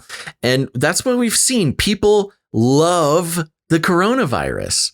They love it. Yeah, and when they say, maybe it's Stockholm Syndrome, except our captor is the coronavirus, your captor is not the coronavirus. Your captor is the government who locked you away. This is the mind control intensifies. Yeah. It's this weird serpentine labyrinth of the government locking you away, blaming it on the coronavirus, then you identify with the coronavirus and ignore that the government was the one that locked you down in the first place. Continuing on, over the course of the pandemic, the 29-year-old product photographer limited her trips to the market, went a month without seeing her boyfriend, and only met up with friends at parks, mostly masked and 6 feet apart. She returned to in-person work at Santa Monica Jewelry Company in July. Well, that's your first mistake. That's interesting. She returned, let me just continue, but spent most of the day in a bungalow by herself. What a great job you have. You have your own bungalow? She even tried to limit her bathroom trips to avoid being in enclosed spaces with other people. Wow. It's truly bizarre, the lengths that this woman went through. Intellectually, Bernstein knows that her risk of getting COVID-19 in Los Angeles is significantly lower than it's been in a year. Cases in the county have plummeted since reaching a peak in January. PCR test. More than 50. Yeah. And more than 50. Sorry, go ahead. No, you're right. The PCR test cycle threshold has been lowered, and more than 50% of the adult population in the state has received at least one shot. In addition, Bernstein received her first dose of vaccine a few weeks ago, giving her significant protection against the disease. She's not a hypochondriac or a hermit. She misses parties and getting on getting on a plane to see friends, but she's still not ready to ease up on the behaviors that have kept her safe and given her peace of mind this past year. Did it really give her peace of mind? Apparently not. Apparently she's living in horror. Yeah. Medical experts say her concerns are valid. About 26% of Americans are fully vaccinated and 40 have received their first shot. Yada, yada, yada. Bad people not vaccinated. Yeah, I know. Let me see if I can find this one. It kind of goes into a meandering sort of expose of her life. There's a here quote. We go. Yeah, I got the quote right here. Every time I see people eating out or hanging out with their friends unmasked, I cringe and feel hopeless. Bernstein. Hopeless. Did that make her Do feel it again. hopeless? I stepped on it. I want to hear it. Vaccination. Triggered Bernstein. She feels hopeless. I mean, hopeless, and it sounds ridiculous, and of course we're poking fun, but feeling hopeless when you see people eating out or hanging out with their friends unmasked, regardless of their vaccination status, this woman should assume that people who are exhibiting that behavior are vaccinated, coming from her worldview. But she cringes and feels hopeless looking at people living their lives. Bernstein said, quote, I hate feeling like this, but unfortunately for me and many others, I think this looming sense of dread will be with us for a long time. The trauma has taken hold, Gons, and the mind control, I would say, is complete with a lot of people 100%. like Shelby. Yeah. I just looked up the number of times the word feel or feeling is in this article. Ah, yes. And there's at least the 16. golden standard for science. I was going to say at least 16 times. There's one that's an article and, one in the headline or whatever. So 16 times I feel anxious about reopening. I feel lack of safety. I feel different. I feel crowds are wrong. Hey, your feelings are valid, oh my Shelby. Gosh. I'm just going to pick out a couple more little spots here. It's one of these articles that are extremely long, but I'll hit the pertinent parts. A recent survey by the American Psychological Association found that 49% of Americans feel uneasy about adjusting to in-person interactions once the pandemic ends. Similarly, 46% said they don't feel comfortable going back to their pre-pandemic life.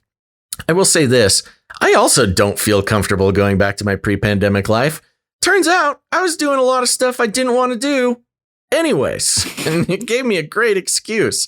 So look, I'm not out here saying I got Stockholm Syndrome and I want lockdowns to continue. It's just shown me personally that you can I was live doing another a lot way, a better way. Yes, I can live another way that I don't get stuck in, I don't know, in personal stuff. Don't have to please random strangers by going out and doing things. In both cases, those who felt trepidation were just as likely to be vaccinated as not, said Vale Wright, the association's senior director for healthcare innovation. Quote, this suggests that the vaccine in and of itself is not an anxiety reducer, Bingo. Or at least not an anxiety eliminator, said Wright, who worked on the study. Quote, we have been in this routine for a year, and to change out of it is going to take some time. So this brought up a point, which really just bolsters my original point that this is this is mind control. It's a mental. You could identify it as a spell, really, that's been put on the masses. And, we all saw the videos, we saw the Facebook posts of people who got their vaccine and went, oh, it's just such a relief. I'm free. The curse is over. Everything's fine now because I got my vaccine. And according to the American Psychological Association, that was a very short-lived attitude because turns out that taking the vaccine does not necessarily take away your worries, especially when the government and associated organizations continue to tell you that if you're vaccinated, you're still at danger. Still wear your mask. You could still kill grandma. They're just now starting to, pull back on that. But still, it's a very strong spell cast on people. Mm-hmm. So anyways, it goes into a few more stories of other people, but you get the gist of it. I wanted to mention, because they get into a different person here, Dr. Ellis Shadmon, who's a physician in Pasadena. And it's interesting because it says here, because she's vaccinated, Shadmon doesn't feel at risk for getting COVID-19. Still, she found herself grappling with a range of feelings throughout the trip because she traveled with her family. What about this is the science section. What about the science of what happened? That's the point. I mean, that is exactly the point. It does not matter what the science says. Because remember, Gons, it's the crazy right-wing extremist domestic terrorist anti-maskers that appreciate science, as we heard in the MIT report, the MIT study that came out. These people, they don't care about the actual science. They're operating on feeling, and they are unaware that their feelings are being completely dictated by the media and the powers that be, including the government. I want to help these people. There's another person they quote here, Laurie Stone, a psychologist in West Los Angeles. LA is the hub of this syndrome. Yeah. She says, quote, "There's such an enduring feeling of lack of safety and trust because information is constantly changing about the variant, the efficacy of the vaccine, and how long immunity lasts. I don't trust much of it." And then it says Stone received her second vaccine dose in February, but that's anti-science. But that's small comfort. She continues, quote, "I still have this chronic apprehension. It's hard to soften the fear." Like, holy moly. I feel so bad for these people. It's like, goodness gracious. And it really is the Stockholm Syndrome. It is. It's ridiculous. They want to be captive. They love their captor. And I was talking with a vaccinated individual recently, who I love and I'm close with. And it was after the Biden tweet, hey, you don't got to wear your mask. The news was all over the place. Stores were taking down their mask thing. And I'm like, oh, what do you think about your buddy Biden? Says we don't have to wear a mask anymore.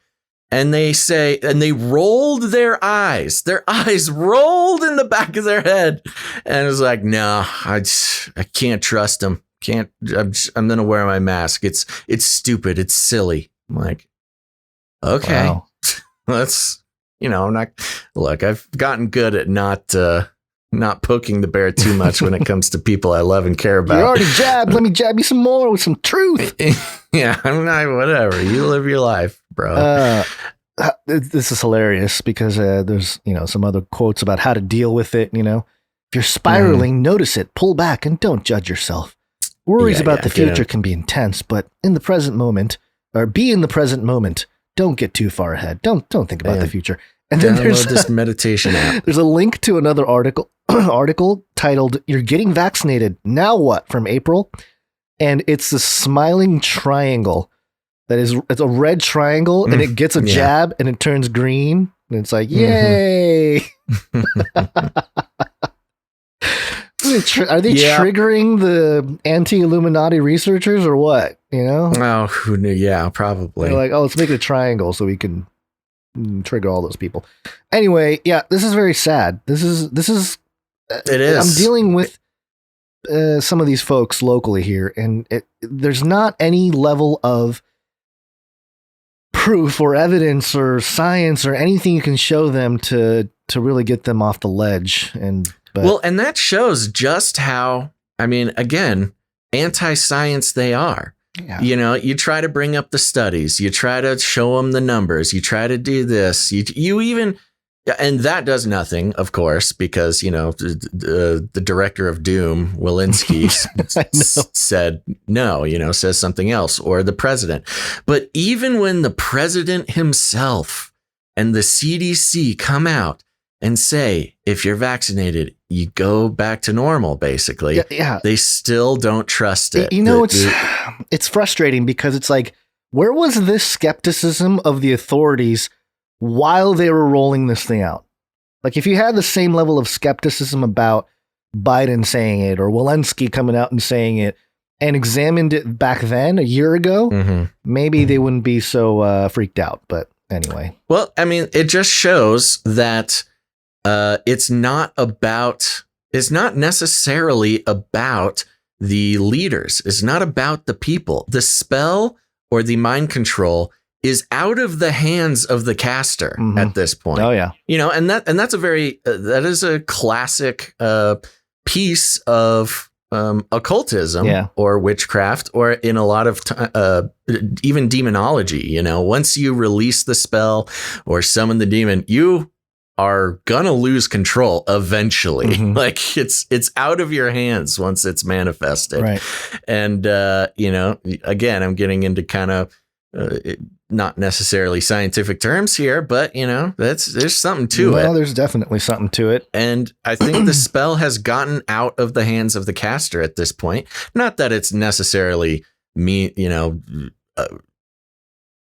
going against the caster or the mind controller or whatever. It's just, and it might be part of the plan to let the mind control continue, even though, Biden gets to be a good guy and say, okay, you're done. Don't worry about it. Go back to your lives. It goes back to the thing where, if you get people to police themselves, you don't need to hold such a firm hand with them. Yeah. The panopticon. Yeah. All right. Well, are you good? I'm good. Yep. Let's take a break. Okay. Let's take a quick little break. It's break time. Come on, take a break. Okay, folks, we're going to take a little break here, have a producer party. Don't go anywhere because we got the politics section after the break. We're going to be talking about Israel, the conflict continuing over there.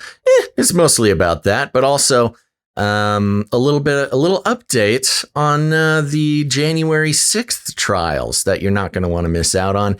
And then we'll end out with some Space Pope reptilian stories. So don't go anywhere. We just want to take a quick couple of minutes to thank our producers, take a look at some art and other creative things that our people are doing.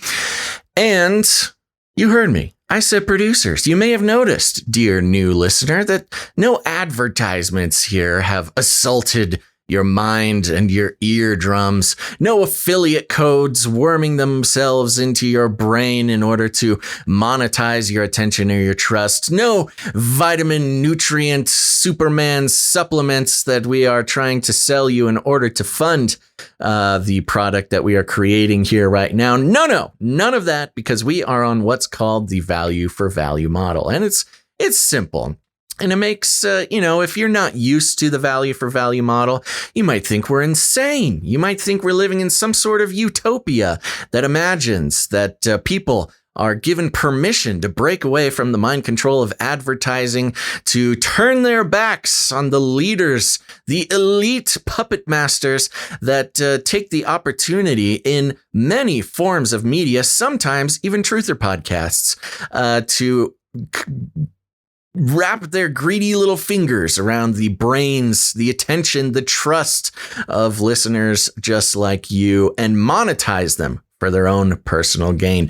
Indeed, they've somehow jujitsu'd content creators into gathering up, bundling up, saran wrapping their beautiful, good-looking listeners just like you, and shipping them off for their own personal gain, handing over their information to advertising companies to use and abuse it in order to create little itty-bitty effective economic units known as you, citizen. But not here. That's not how we roll here. In fact, here we raise a clenched fist in the air as we rebel against the stranglehold that the advertising industry has on creators, on media, on the internet, Google, Facebook, all these big Silicon Valley companies that steal your information, bundle it up, big data, privacy concerns, all that stuff. They're doing it all for advertising purposes. 99% of their profits come from advertising. And so we say nay, because, we got to sleep at night. I don't know if we could do it. But that's why we're on the value for value model, which is simple, which means that we create value. We do this show. We do it 3 times a week, and we like to think we do a pretty good job at it. And if you agree, if you, whether you're listening for the first time or if it's your 10th episode or 100th episode, whatever it is, if you get any value out of what we do, you have the opportunity to join us in our rebellion and become a producer of the show. And you can do that in a few different ways with your time, your talent, or your treasure. And we want to take some time to thank and recognize the brave souls who have joined us in the battle against the mind control of advertising. And so, Gons, we're going to start out with our Patreon page, patreon.com/CCNT for Canary Cry News Talk. That's patreon.com/CCNT. And are you ready, Gons? I am ready with my gong. Gongs. Here we go. I want to thank our first upgrading producer today, which we are so grateful for. It's hard enough to get new people to produce the show, but it's even harder to, have upgrading producers. So we want to give a very special thank you to producer Martins T. Martins. Thank you very much, Martins. Next, we have a twofer, and that is our new producers, Steve and Isabel. Thank you, Steve and Isabel. Is that how you spell that, Basil? Did you do that right, or is it? Did you I think I pulled it straight from the thing, but Isabel. You might want to double check. Interesting. Yeah. So there you go. Thank you to all of our Patreon producers there. We appreciate it very much. But for those out there who have a grudge against Patreon, that's okay. We understand. Your feelings are valid here. And so that's why we have canarycryradio.com/support. canarycryradio.com/support. That's right. canarycryradio.com/support is a great place to become a producer. You can read about the value for value model. You can read about the Canary Cry Roundtable of Knights and Dames. There's also cryptocurrency options. But for those who want to support us with their Illuminati fiat dollars, that's the USD for regular folk out there, you can sign up to become a recurring producer, a set it and forget it option there where you can support the show every single month. We are so grateful to all of our recurring producers because they help to set a firm foundation for the show. And but if commitment is not your thing, you can go ahead and make a one-time producership in any amount. Gons, who do we have coming in? Well, we want to thank all of our recurring producers on PayPal. We appreciate it. We're going to start off with the executive producer of episode 338, and that is Dustin J. Thank you very much. Executive producer of episode 338, producer Dustin J. And we didn't see a note or anything from Dustin, so thank you, and we appreciate the generous support here. Next up, we have producer James H. James H. Thank you very much, producer James H. He's on a 6-episode streak, which means, producer James, you're on fire. He's on fire. He's on fire. Got a couple of those sent in to us, so we will thank those people. Okay, Gons, we've had a couple of episodes where this has come up.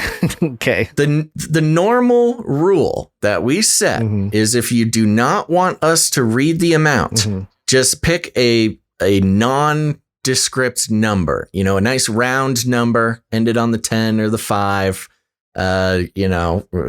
Usually you'll send a note so we can tell. But Dustin J., our executive producer, has a non-round number here, which normally would mean that we would read the amount. Are we doing that or not? I don't know. Or are we going to wait for a note? Let's see if he'll send us a note first. Okay, maybe he's watching live. Producer Dustin, send us a note. With a producership like that, we really need to hear from you. But James H. did come in with $17.03. Dun, dun, dun. I don't know what that means, but thank you, producer James. You are on fire. Let me scour real quick. Maybe I missed a note from James H. Okay, while you do that, I will think. Oh, you did? I don't think James H has a note. No, I'm saying I don't think you did. Okay. Well, next up, we have producer, the Plastic Cracker. And the Plastic Cracker is in. Now, listen up, riddle masters out there, our Canary Cry code breakers. We've got another riddle producership. Well, here's the note. The Plastic Cracker. Although there will be no number 6 in the series, unfortunately, that is not the answer. But that thought process inadvertently gave a bit of a clue. First number, listen up, code breakers. First number was 578. This one is 1032. Came in with the $10.32. So ends the note. As always, keep up the good work. So for those who missed last episode, the Plastic Cracker is giving us a series of riddle producerships. And if we can figure out the riddle, then there will be a 4th producership coming out. The first number was 578. Gons, you guessed that maybe it skipped the 6 for a reason. So there's like maybe a 666 connection. The Plastic Cracker says that is not the case, but it did inadvertently give a bit of a clue. So keep that in mind. And this number is 1032. Any further ideas, Gons? Because I got nothing. I spent some time. You actually did spend some time looking up. I did. I sat here and looked at it and thought about it. I didn't do any like Google searches or anything, but yeah, nothing clicked. Is there, I'm trying to see if there's a connection between the years 578 and the year 1032, if there's any kind of significant situation that happened in those years. Maybe I don't know. I'm keeping my eye on the chat here. Nobody seems to have a good idea about it, but we'll have to give it some time between shows here for us to really search for the answer. But thank you very much, producer, the Plastic Cracker, and all the Canary Cry code breakers out there. Let's try to figure this out. All right, next up we have Martine's Tea again. Ooh, Martine's Tea came in with an upgraded Patreon and a one-time producership. Thank you. Thank you very much, producer Martins. And we appreciate that. Multiple ways you can produce the show. Next up we have Shield Labs. Producer Shield Labs, that's Sir Casey the Shield Knight coming in, and he's on an 8-episode streak. Oh, you're getting to that next level, my man. And I think I figured out the 9-episode streak call out, but you'll have to wait one more episode to hear it. So is he heating up or on fire or anything? Oh, he's still on fire. He's on fire! He's on fire! Excellent. Woo! Next up, we have Tristan H. Thank you very much, producer Tristan H. Also on an 8-episode streak, coming in with $3.38. That's the show number producership for episode 338.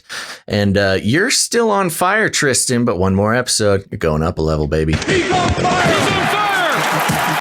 All right. That does it for PayPal. We do have one person who came in with a crypto producership.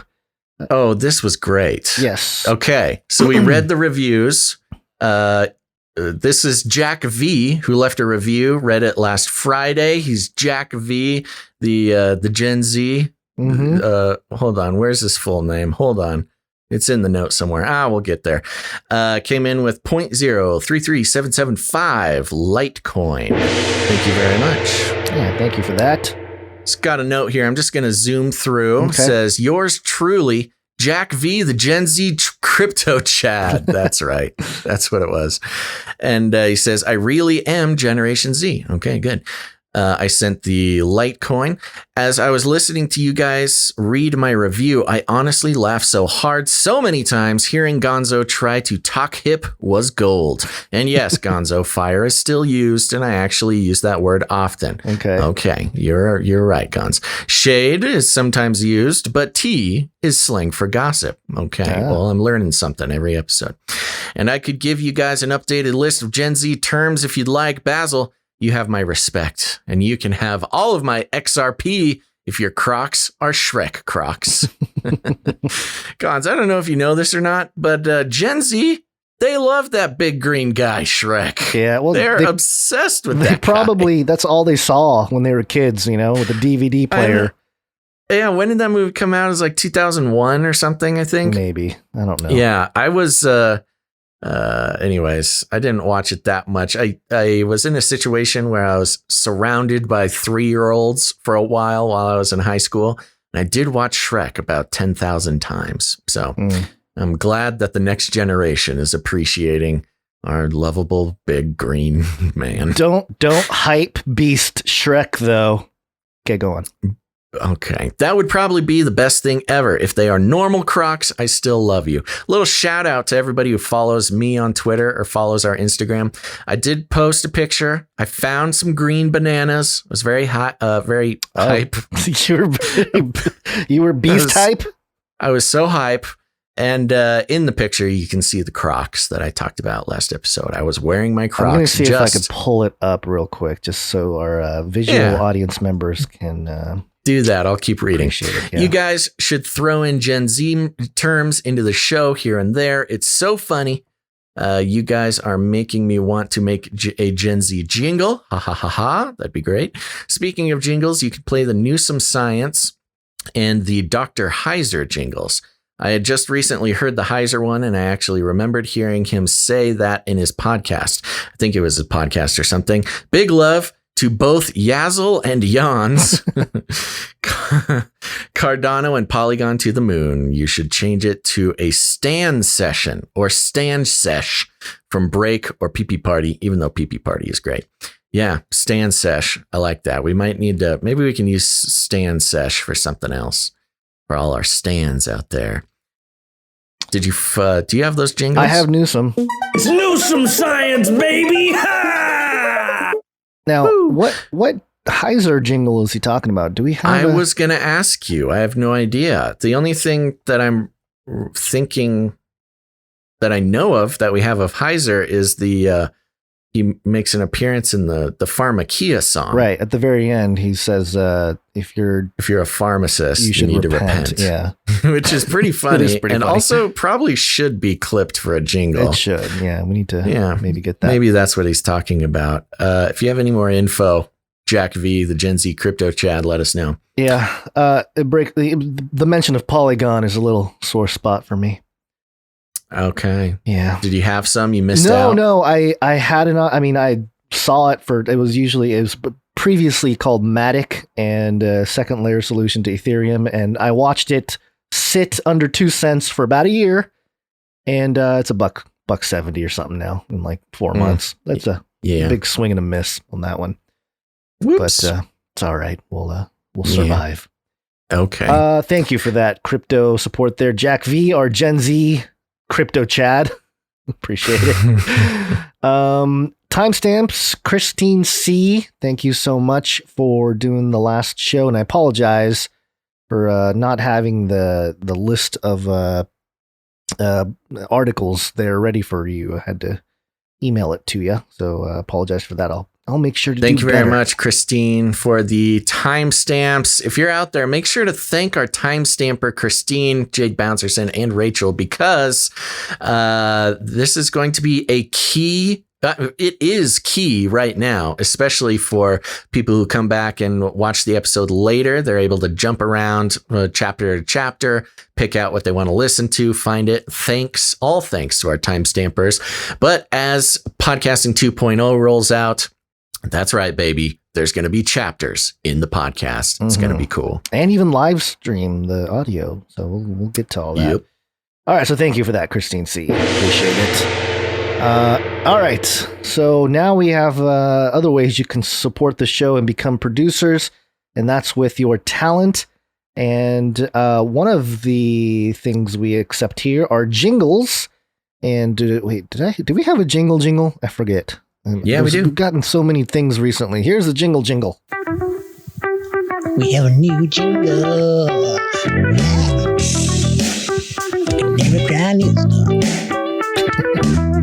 The new jingle. Yeah. First, excuse me, man, my throat's having things going on today. First op. Ugh. You're okay. Just keep charging it. Producer Eric R. Thank you. Thank you very much, producer Eric R. He sent in Protect the Sheep. The scripture says, It is the responsibility of the shepherd to protect the sheep.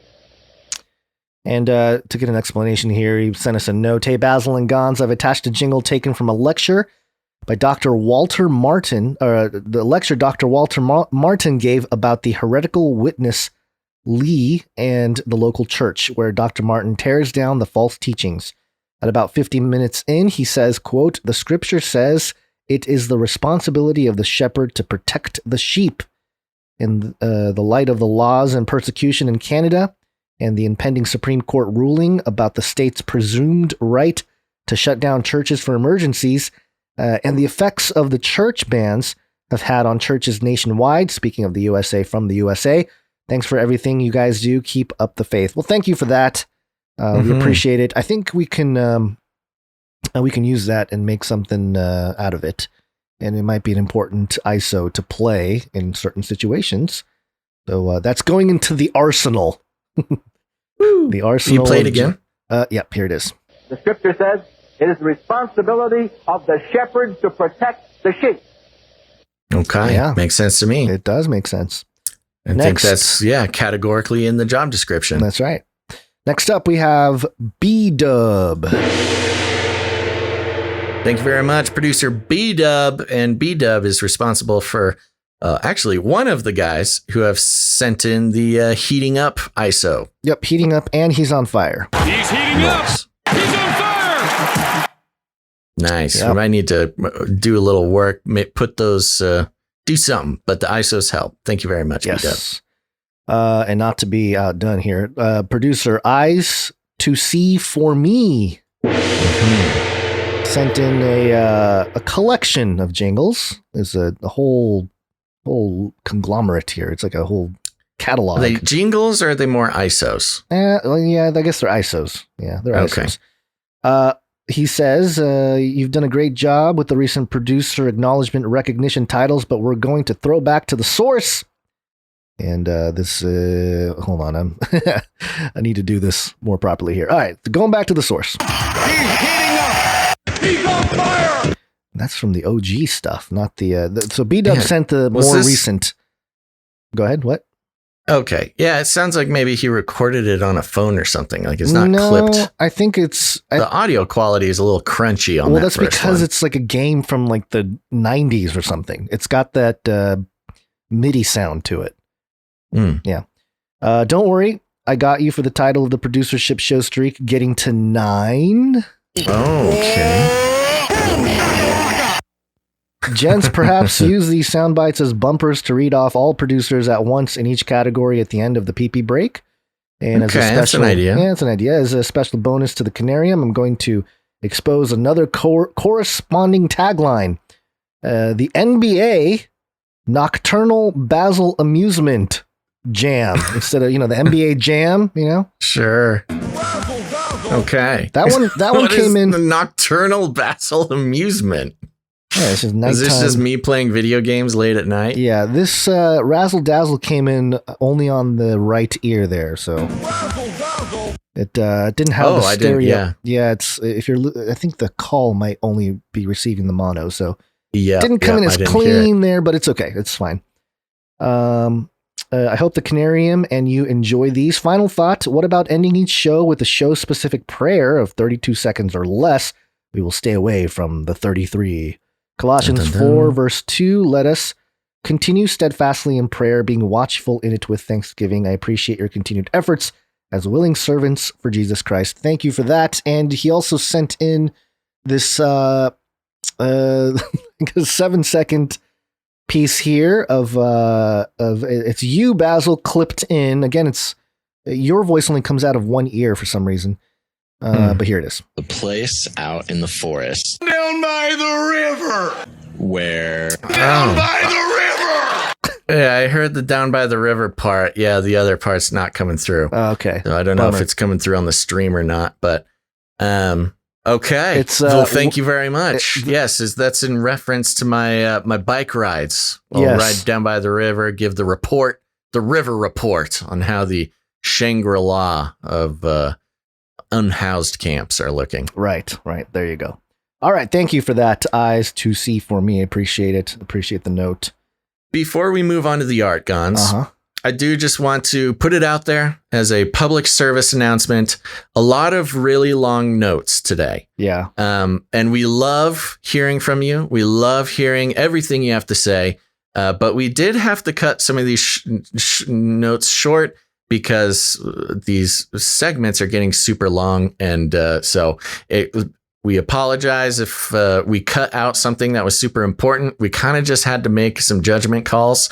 But again, we appreciate everybody reaching out, sending us notes, especially when you're doing art or jingles or producing. But let's just, in general, everyone here, there's not one person to blame, but let's all try to keep them. If you want them read on the show, short and sweet is the way to do it. Which we apparently violated on the No Agenda show. Oh, yeah, we're guilty. Yeah. All right, so we're going to get into some art. One art, please. And, of course, the first person to present here is producer Allie. One art, please. Another one from Allie now. Here it is. Woo! And this first one coming in from Allie is a beautiful pencil drawing of Mayor Bill de Blasio doing his media report here, eating a cheeseburger with a nice vaccine needle sticking right out of his neck. It's titled De Blasio Burger. Side note, chewing sounds sold separately. Yeah. You want to hit the... I know, I was trying to get to it, sorry. Okay. Vaccination. I'm getting a very good feeling about vaccination right this moment. What a goofball. My gosh. Yeah. All right. Well, it's a good, very good piece. Once again, very... I like the added jab on the neck. It's just really adds to yeah. No, the vaccine needle sticking out of the neck is like the best part. Yeah. I am seeing in the chat, Gons, that producer Ciara sent in a producership. Oh, she did. Yes. Did you see something come in? I did. Yeah. You know what? I think I accidentally moved it down to the meetup section. So yes, producer Ciara, you did send in a producership. Thank you. Let me. Okay. Yeah. Well, let's give her the props right now. Yeah. And let me check here. I think there was a note. If I'm not mistaken. Yes. Somehow that got deleted on our document. That's okay. There. You know what? Administrative problem. Thank you for letting us know, producer Sorry about Ciara. that. The document, for some reason, I think it's just we have too much stuff on there now.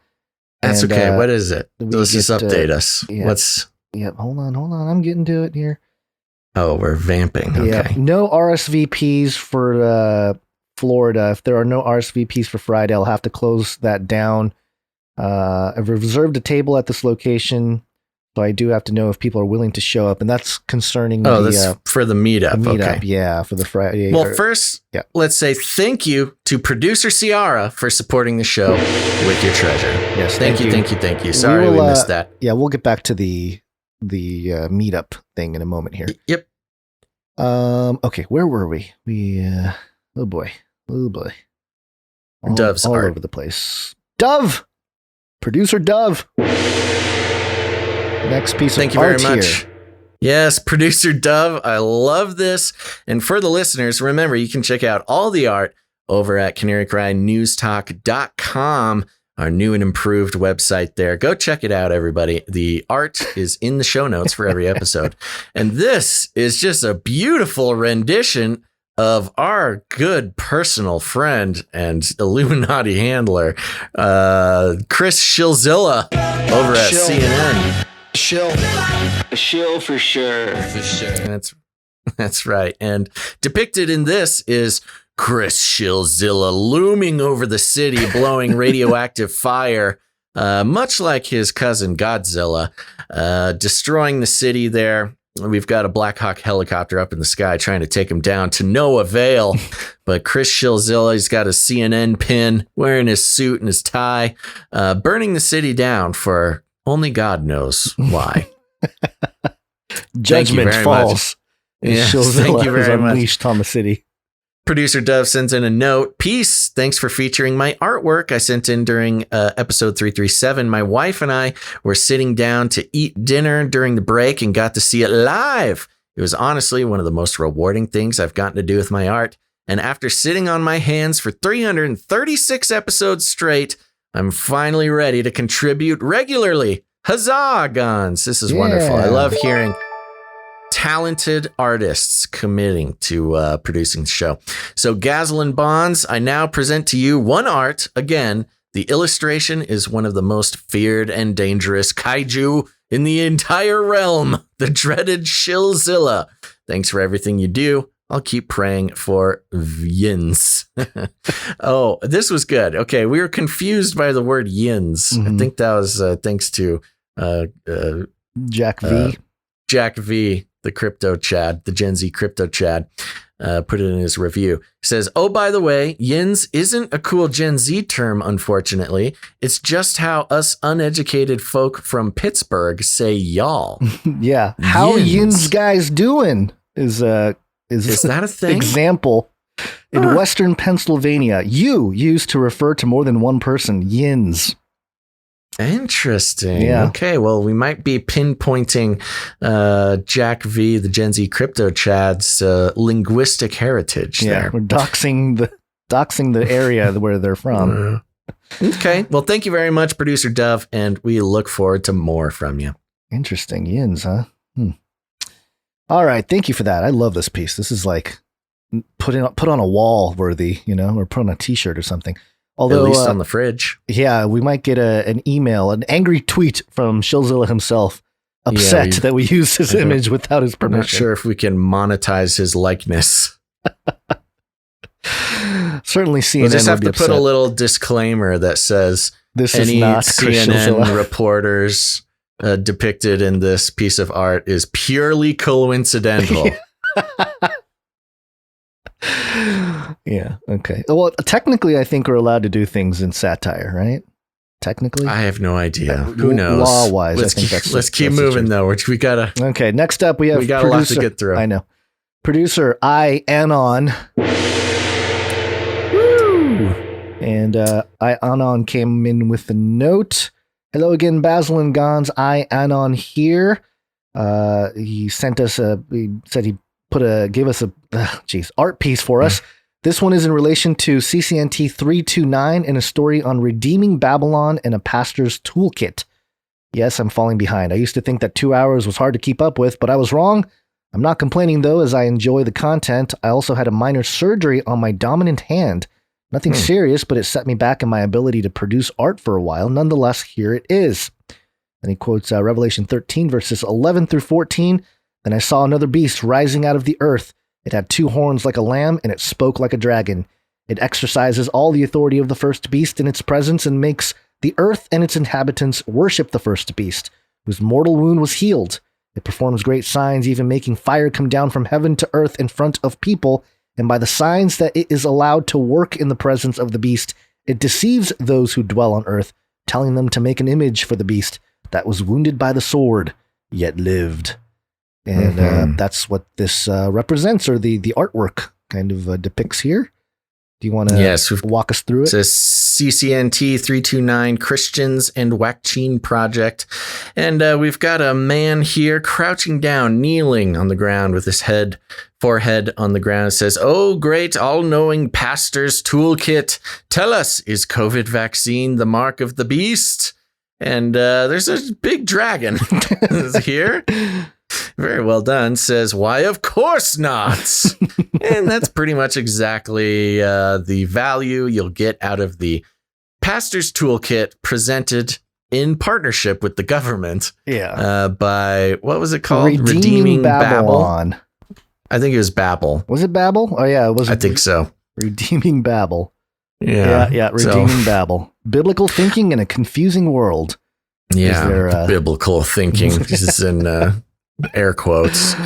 Yeah. I do want to address something that Ianon mentioned. He says, falling behind and trying to keep up with the episodes. This is normal. Don't worry. But my recommendation to everybody is don't try to catch up from the bottom up. It's going to be impossible. It's much more valuable to stay current with the most recent episode. Go back and listen after you listen to the main recent episode. I was talking with somebody and they were telling me how much they love the show, but they're like, oh, I'm so far behind. I'm still listening to shows in April. I'm like, why? Don't do that. Listen to the most recent one. I mean, if you got time to listen in between, then go back. But if you're not staying current with the most recent episode, it's just not the best way to get all your value out of the show. Yeah. So there's a little pro tip. Okay. All right. Thank you for that, Anon. Next up, we have a piece of art from producer Debbie. Thank you very much. Producer Debbie coming in has a note. Hi, guys. Hope you both had a good weekend and Basil was able to avoid another Hitchcock episode with Mama Goose. Yeah, I have not been back, but I'm sure the gooses are just waiting for me to pass by. I submit for your consideration today a propaganda-style piece of art purely meant as satire, of course. Thank you for keeping us all truthfully informed, entertained, and grounded in the Lord. You are appreciated. God bless you both always. Thank you, producer Debbie. Thank you. God bless you. You are appreciated. And this kind of harkens back to the very short dissertation I gave on Soviet propaganda. But we've got a great piece of modern American propaganda. And beautifully done. My goodness, Debbie. So this is like real. Like this could be in a museum of, COVID propaganda in the future someday, a little COVID section of a museum. This will be up there. Mm-hmm. And for those just listening, it says Führer Biden's new rule. And we've got a beautiful montage of the American flag. With a pattern of repeating vaccine jabs with Biden in the middle, looking strong and handsome, sitting at a dais with banners floating down. What is that logo on the banner again? It looks the like CDC. It looks like the dove. Yeah, maybe it is the one from the CDC, but it's like a human face that kind of turns into a bird. Yeah, it's one of the official logos. I think it might be the CDC. Yeah, it could be the CDC. Maybe not CDC, but maybe NIH. I don't know. Yeah. It's one of those, but that's on the big red CDC. banner. It's the CDC, yep. Oh, I know that logo anywhere. Yep. On the left, we've got R. Walensky. And on the right, we've got A. Fauci, again, posed in sort of the strong Soviet headshot form. Yeah. And at the bottom, it says, get the jab or keep wearing the mask. Very good. Thank you, producer Debbie. This might be one for I might put this out on the Instagram account. See if we can't get us canceled over there. You forgot the Ouroboros under each of Walensky and Fauci. Yes. Well, like much Soviet era propaganda, there's so many little details and coding within the image to work on the subconscious. It's hard to fit it all into a brief description, but there's also 33 on either side of the banner there as well. Mm-hmm. But yes, very good. Thank you, producer Debbie. Yes. Very valuable member of the team here. Excellent piece. All right. I think that's it for the art. I think we're going to do the meetup real quick, just to clarify what the situation is there. We have the Florida meetup coming up this weekend, and it was, I think it was supposed to be a 3-parter, right? Like a 3-night thing. Yeah, it was a broad range just to see who would show up to what. Right. But looks like options are slimming down. Right. Looks like there was no RSVPs so far for Friday.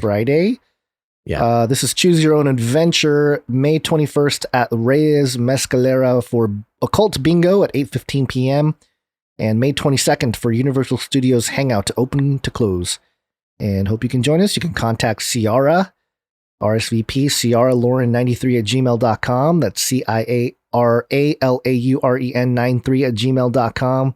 And all this info will be on the show notes for episode 338.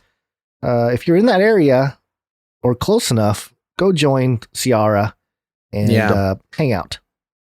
You definitely should. These meetups are very valuable for your sanity. It did occur to me, maybe we're having trouble getting people to sign up for the Florida one. because Florida has been living free this entire time, in the Pacific Northwest, it was almost like an underground church, this meetup. Yeah. People, needing an opportunity to go out. But so maybe that's, I don't know. Florida, it's been harder to find people to commit to it, but producer Ciara is killing it on the meetup front. And I highly urge everybody to try to hit these meetups, because it's just good for your health, good for your mind, good for your social experience to meet up with other Canarians, just like you, talk about the show, have fun. I am a little jealous I won't be there for Occult Bingo at Reyes Mezcaleria on the 21st. What is that, the Friday? Saturday? No, yes. Yeah, that's the Friday. That's Friday, yeah. Oh, okay. So that's the one. Yeah, okay. Or the 22nd for Universal Studios Hangout. Yep. Okie dokie. Thank you, producer Ciara. Thank you very much. That does it for the break. Let's hold on. Okay. We got people asking what is Occult Bingo. Oh. We don't really know, yeah. But knowing producer Ciara, she's done very well at creating fun events, not just because you get to meet up with other weirdos, but there's activities. Mm-hmm. There's stuff to do. So I'm assuming Occult Bingo, maybe you're I don't know, some sort of bingo game with occult symbolism, which, it's good for it's good to stay sharp and current with being able to identify your occult symbolism. Okay, now we can go. Yeah. Hope that answers questions. Hey, yo, wake up. Wake up, folks. For some politics. It's Latin for many. Tick. Now suck your blood. Politics. Zionist pig! Who goes first? I guess I will go first. Okay. Over the weekend, CNBC Israel airstrike destroys building housing news agencies AP and Al Jazeera in Gaza Strip. This was pretty gnarly. We heard about it here. Yeah. I think there's some video footage here, but let me just read it real quick. An Israeli airstrike on Saturday targeted and destroyed a high-rise building in Gaza City that housed offices of the Associated Press and other media outlets. AP's president said the agency was, quote, shocked and horrified at the strike.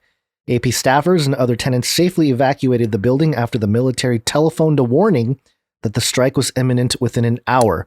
3 heavy missiles struck the 12-story building, collapsing it in a giant cloud of dust. For 15 years, the AP's top floor office and roof terrace were a prime location for covering Israel's conflicts with Gaza's Hamas rulers, including wars in 2009 and 2014. The news agency's camera offered 24-hour live shots as militants' rockets arched toward Israel and Israeli airstrikes hammered the city and its surrounding area this week. And there's a picture here. This is like an intense photo because it's the top of the building. An air bomb hits the actually caught the bomb in air. And it's like literally, I don't know, maybe 50 feet away from impact or something. Pretty intense. Quote, The world will know less about what is happening in Gaza because of what happened today, AP President and CEO Gary Pruitt said in a statement. Quote, we are shocked and horrified that the Israeli military would target and destroy the building housing AP's bureau and other news organizations in Gaza. This is an incredibly disturbing development. We narrowly avoided a terrible loss of life, he said, adding that the AP was seeking information from the Israeli government and was engaged with the U.S. State Department to learn more. The White House has, quote, communicated directly to the Israelis that ensuring the safety and security of journalists and independent media is a paramount responsibility, Press Secretary Jen Psaki posted on Twitter. Oh, good. Oh, good. Roll Twitter. Psaki out there to justify rocket bombing a building. The building also housed the office of Qatari-run Al Jazeera TV, as well as residential apartments. The Israeli military said it targeted the building because it contains assets of Hamas intelligence agencies, which is said were using media offices as human shields. It did not provide evidence for the claims. Hours earlier, another Israeli air raid on a densely populated refugee camp killed at least 10 Palestinians from an extended family, mostly children, the deadliest single strike of the current conflict. A video broadcast by Al Jazeera showed the high-rises building's owner, Jawad Mahdi, pleading over the phone with an Israeli intelligence officer for permission to wait 10 minutes so journalists can go inside the building to retrieve valuable equipment before it was bombed. Quote, all I'm asking is to let 4 people to go inside to get their cameras, he said. We respect your wishes. We will not do it if you don't allow it, but give us 10 minutes. The officer on the other end of the phone rejected the request, at which point Mahdi says, quote, you have destroyed our life's work, memories, life. I will hang up. Do what you want. There is a God. Since Monday night, Hamas has fired hundreds of rockets into Israel, which has pounded the Gaza Strip with strikes. In Gaza, at least 139 people have been killed, including 39 children and 22 women. In Israel, 8 people have been killed, including a man killed by a rocket that hit the Ramat Gan, a suburb of Tel Aviv, on Saturday. The latest outburst of violence started in Jerusalem and spread across the region over the past week, with Jewish-Arab clashes and rioting in mixed cities of Israel. There were also widespread Palestinian protests Friday in the occupied West Bank, where Israeli forces shot and killed 11 people. Right. It goes on. Wow. Yeah. Yeah, I'm sure they just give a history of the thing going on. So this was an Israeli bombing of a Palestinian building that had AP, Al Jazeera, and allegedly the Hamas in the same building. Yes, that's yeah. I mean, you look at the building, the roof is covered in antennas, satellite dishes, of course, because it's a media broadcast outlet. Yeah, broadcasting type of thing. And, probably Hamas was involved there, maybe using it as a communication center or something. It was not, there's no reason necessarily to doubt that. But, I don't think journalists are used to being treated that way. But it does, there is no denying that for the Israeli side, getting rid of that broadcast building does limit communication, not just perhaps with whatever Hamas was doing there, but also just news getting out from AP and Al Jazeera to global news networks. That is more than simply a military target. As we know, communications are basically one of, or if not the most important strategic aspect of these types of encounters. And conflicts. Yeah, I've heard all the justification, from the side of the people who defend Israel, that you're giving them warnings, that there's terrorists that they're being funded by or protected by. Mm-hmm. But I don't know. There's still something a little bit barbaric in it goes both ways. I'm not saying that I'm taking the side of Hamas here, but can you imagine? It's something that we can't really wrap our minds around, at least in America here, where it's like, oh, you're a news agency and you work with the enemy. Well, we're going to blow up your building. Well, that's the thing that grabs me the most is just the crazy life people in that area of the world lead. Yeah. I mean, they basically got a government sanctioned bomb threat over the phone, right. Which is an entirely foreign idea in the U.S. When our government wants to bomb one of our buildings, they don't give anybody warning unless you're a billionaire. The story here was talking about the guy on the phone with the Israeli intelligence and saying like, hey, give us 10 minutes so we can grab some stuff before you hit us. It reminded me, for some reason in my mind, of the story in the Old Testament where I think it was Abraham. I got to double check because about Sodom and Gomorrah, and you remember how he like wrestles with God and like, hey, if there's 30 righteous in the land. Will you salvage Sodom and Gomorrah?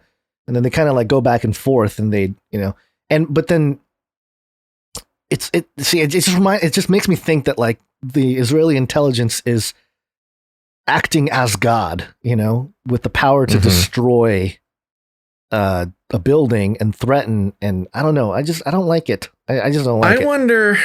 I wonder, if your building gets a phone call and gets blown up, what's the recourse for that? Is there like bombing insurance? I mean, this happens so often over there. I don't think there's any insurance protection over there. That guy said, "Hey, you're ruining our life's work. You're taking away everything." And it makes me wonder, like, can he put in an insurance claim, or is there some sort of reciprocity for these people? I don't know. This is weird. I don't know why my mind went there. Probably because I'm American. That's the first thing. What are their property rights? Yeah. Well, because when if the World Trade Center goes down in a terrorist attack, there was a $1 billion insurance policy on it. Yeah. Yeah. It was interesting. All right. Well, we're not the only ones confused about what's going on. By the way, it kind of goes along with the next story that I was going to do, which is that Biden approves $735 million weapons deal with Israel. The breaking headline there at the top says Biden tells Netanyahu U.S. supports ceasefire as Israel-Hamas tensions escalate. So kind of interesting. Yeah, hold on, though. I think that article goes well after this one I'm about to do. Okay. This is from the New York Times. The headline is Tensions Among Democrats Grow Over Israel as the Left Defends Palestinians. Mm-hmm. In 1988, when James Zogby, the founder of the... by the way, did you have highlights in this, or are we just going straight through? I didn't have highlights, but... okay, we'll just go... super long, but yeah, you can skip through some stuff if you... Let's just go through, see how we'll wing it here. When James Zogby, the founder of the Arab American Institute, pushed Democrats to include a mention of Palestinian sovereignty in their platform, party leaders responded with a clear warning. He recalled, quote, "If the P word is even in the platform, all hell will break loose." Eager to stave off an angry confrontation at the convention, the issue was shelved without a vote. Now, with violence in Israel and the Palestinian territories forcing the issue back into the forefront of American politics, divisions between the leadership of the Democratic Party and the activist wing have burst into public view.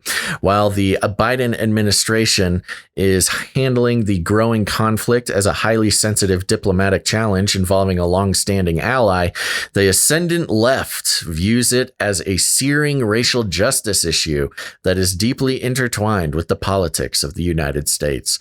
For those activists, Palestinian rights and the decades-long conflict over the land in the Middle East are linked to causes like police brutality and conditions for migrants at the U.S.-Mexico border.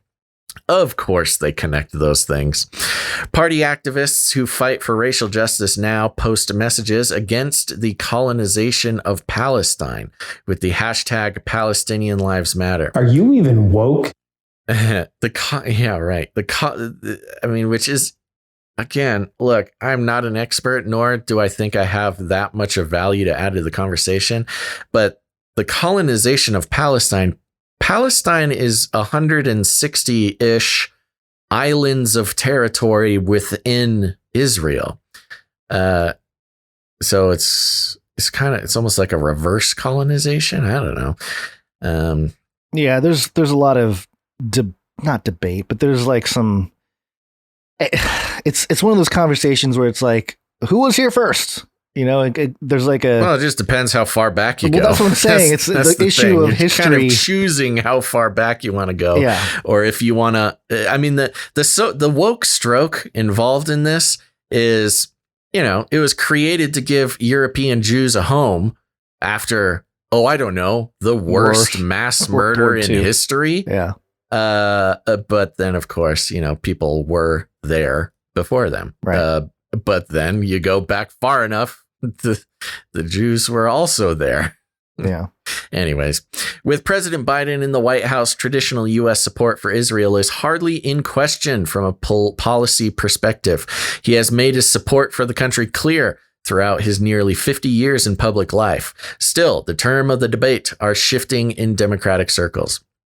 That is a bit of a contention for those conservatives who, hate Biden for every reason. Yeah. He is staunchly pro-Israel. Yeah. So it's kind of a confusing topic in the sort of Republican Democrat personal politics debate.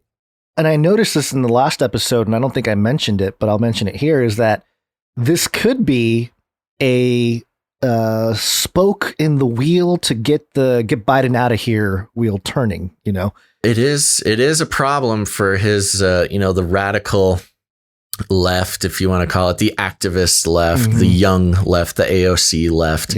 Yeah, that is the biggest or one of the biggest differences they have with the sort of corporate self-interested Democrats like Biden. And I would argue Kamala also. What was I going to say? Let's continue. On Thursday, a group of leading progressive members of Congress offered a rare break from party unity, giving fiery speeches on the House floor that accused Mr. Biden of ignoring the plight of Palestinians and, quote, taking the side of the occupation. Representative Alexandria Ocasio-Cortez, of course, of New York, directly challenged the president, who had asserted that Israel had a right to defend itself. Quote, do Palestinians have a right to survive? She asked in an impassioned address. Quote, we believe that? And if so, we have a responsibility to do that as well. Do what? Okay. Less than 24 hours to survive the Palestinians. Less than 24 hours later on Friday, nearly 150 prominent liberal advocacy organizations issued a joint statement calling for, quote, solidarity with the Palestinian residents and condemning Israeli state violence and supremacy in Jerusalem. Wow, what a fun word to just throw in there on a bunch of Jews. Oh, supremacy. Dangerous, this is crazy. Man. This is crazy. Yep. The statement was signed not just by groups focused on Middle Eastern and Jewish issues, but by groups dedicated to the cause like climate change, immigration, feminism, and racial justice.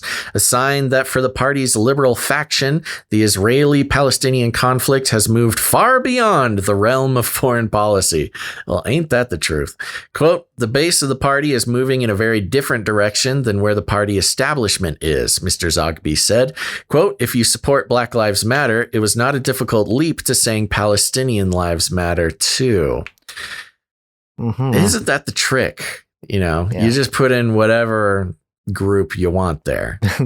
So Black Lives Matter, Palestinian lives matter. But don't say Israeli lives matter. Or don't say all lives matter. Obviously, it's not all the lives. It's just, so it's been communicated that, like, of course, a lot of the information that the U.S. will receive en masse as far as media coverage will mostly be pro-Israel. And that's always something to consider when, we're looking at the situation. We only have the information that's coming out. And the information of this particular conflict was the violence started with Hamas launching rockets. Am I wrong? The escalation did. I think part of the violence started at the Temple Mount, didn't it? Or well, that was not politically sort of motivated. Those were just riots, basically, that broke out between civilians. Yeah. I don't know. See, I'm and not then there was something about what is that word when you get kicked out of your house? Excommunicated? No. What is the word when you get what? You mean you don't pay your mortgage and you get, oh my gosh. I know the word you're thinking of too. Expelled? Anyways. No, not expelled. It's evicted. Evicted. Thank you. Yeah. Who gets the points there? Tess. Thank you, Tess. Oh, for the first comment of the day award, people. Like 50 people that all said evicted all at once. Yeah, but Tess was first. Okay. You get the points, all Tess. Right. So I guess there was some evictions. The Israeli government was evicting some Palestinians and moving in settlers Again, they call them settlers. I don't fully understand it, but they were settling in Palestinian territory after evictions. Then came the riots. Then came the rockets. So I don't know. Again, it depends on how far back you want to put the blame. If it's all because of the evictions, then it's Israel's fault. If it's, if launching the rockets was crossing the line, then it's the Palestinians. And then, of course, the riots. That's kind of everybody, I guess. Yeah. I don't know. Let's move on. Leaders of the country's biggest pro-Israel lobby, American Israel Public Affairs Committee, or AIPAC, say they are confident of their support from the White House and Capitol Hill, pointing to continued congressional backing of several $billion in aid to Israel annually. Another weird thing, another twisty-turny part of this is, Israel, among other nations, are getting all of these $2 trillion COVID stimulus plans. Billions of that is getting sent overseas. And I believe Israel got $1 billion, at least $1 billion from the last one. Yeah. We've been sending him money and guns and it's stuff like our for thing. a We long love time. doing it. Yeah. Before Ms. Ocasio-Cortez and other liberals took the House floor on Thursday, other Democratic lawmakers offered their unwavering and steadfast support for Israel. Quote, "Please don't be fooled by false choices, Israel or Hamas," Representative Ted Deutsch, a Democrat from Florida, said in a floor speech. Wow, that's the most reasonable thing I've heard a Democrat say recently. Yeah, let him finish. "If I'm asked to choose between a terrorist organization and our Democratic ally, I will stand with Israel." Okay. Yet, even Senator Robert Menendez, the chairman of the Senate Foreign Relations Committee, known for his staunch support of Israel, offered a rare rebuke on Saturday, condemning recent strikes that killed Palestinian civilians and destroyed media offices. Referring to what we just mentioned. Another twisty-turny part is the Palestinians requested a ceasefire, and the Israelis said no. Yeah. And kept attacking.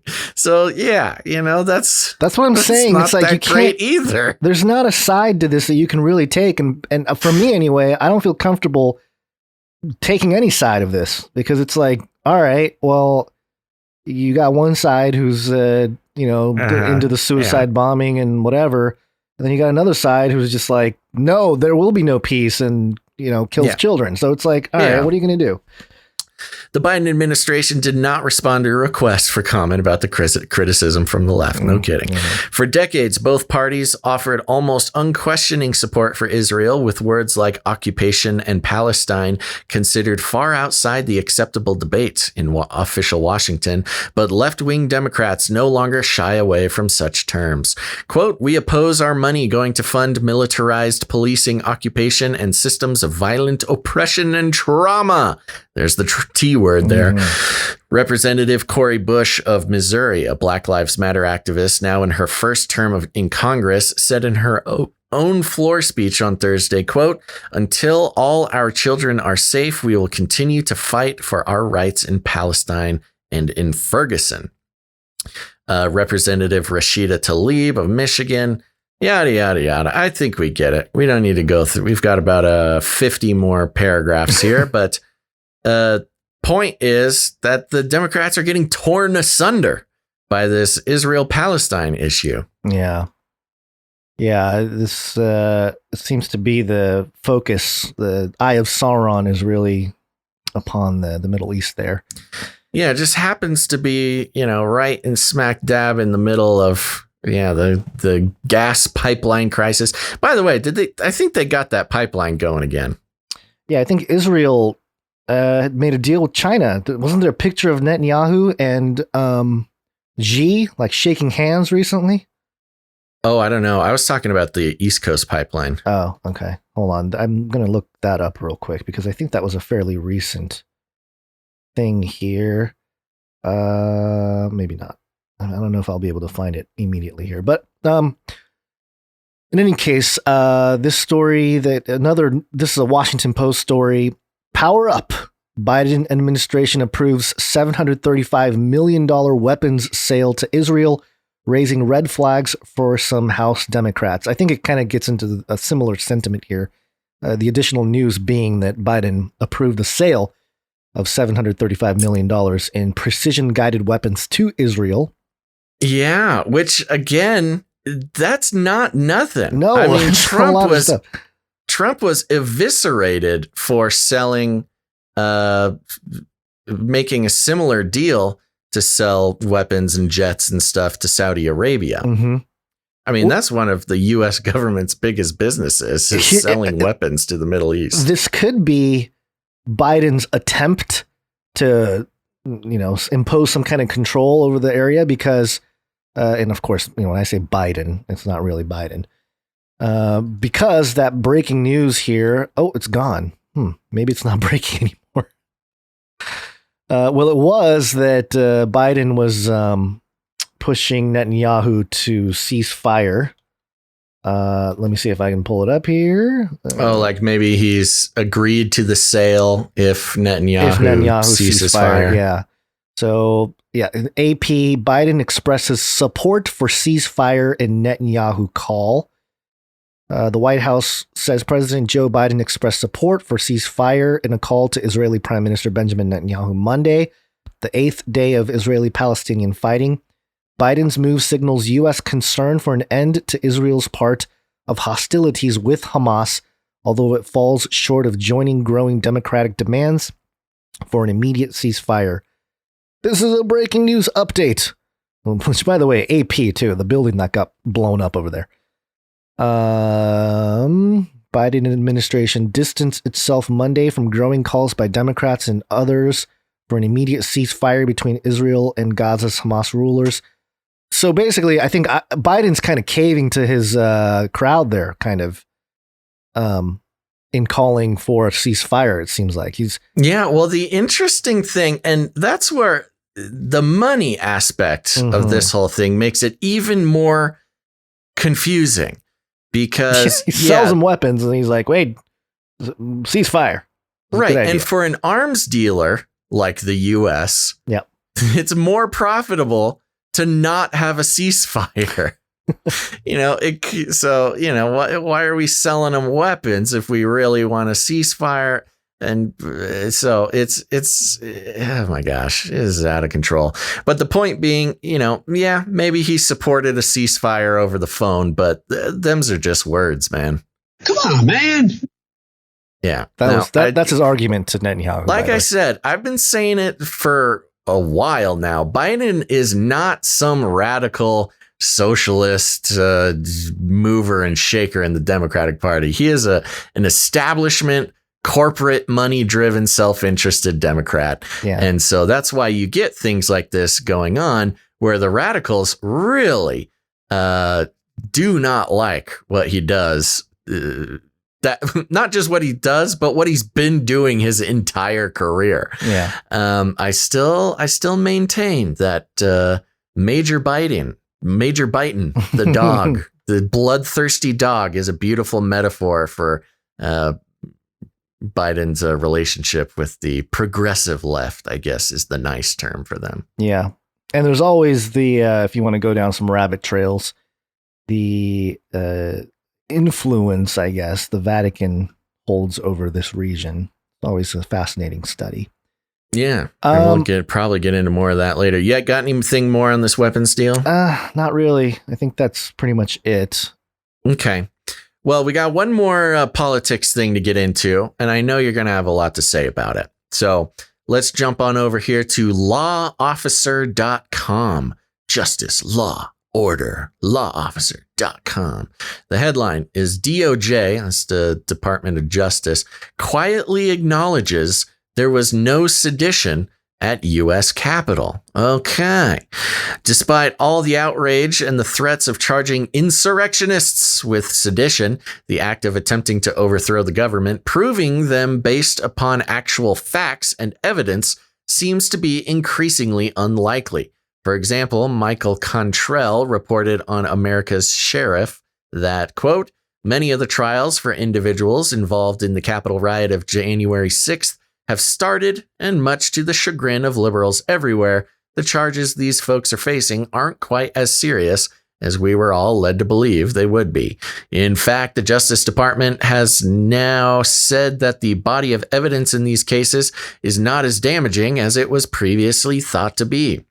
Further, developing reports indicate that none of the 400 people who have been arrested for their involvement in the riot have been charged with sedition, according to the Post-Millennial.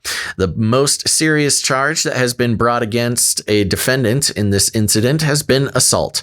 To be clear, there is quite a leap between the charges of assault and the charges of conspiring to overthrow the government. Even more perplexing, while others have been charged with conspiracy and obstruction, there's a rather inconvenient fact that prosecutors must reckon. As the Post-Millennial explained, quote, others have been charged with conspiracy and obstruction. While 5 people lost their lives during the riot, only one was killed with a weapon, and that was Ashley Babbitt, who died after being shot by an unnamed Capitol police officer. The secrecy surrounding the death investigations of Sick Nick and Babbitt do nothing to bolster confidence in transparency. The additional 3 victims suffered medical emergencies, yet transparency is still lacking in these cases as well.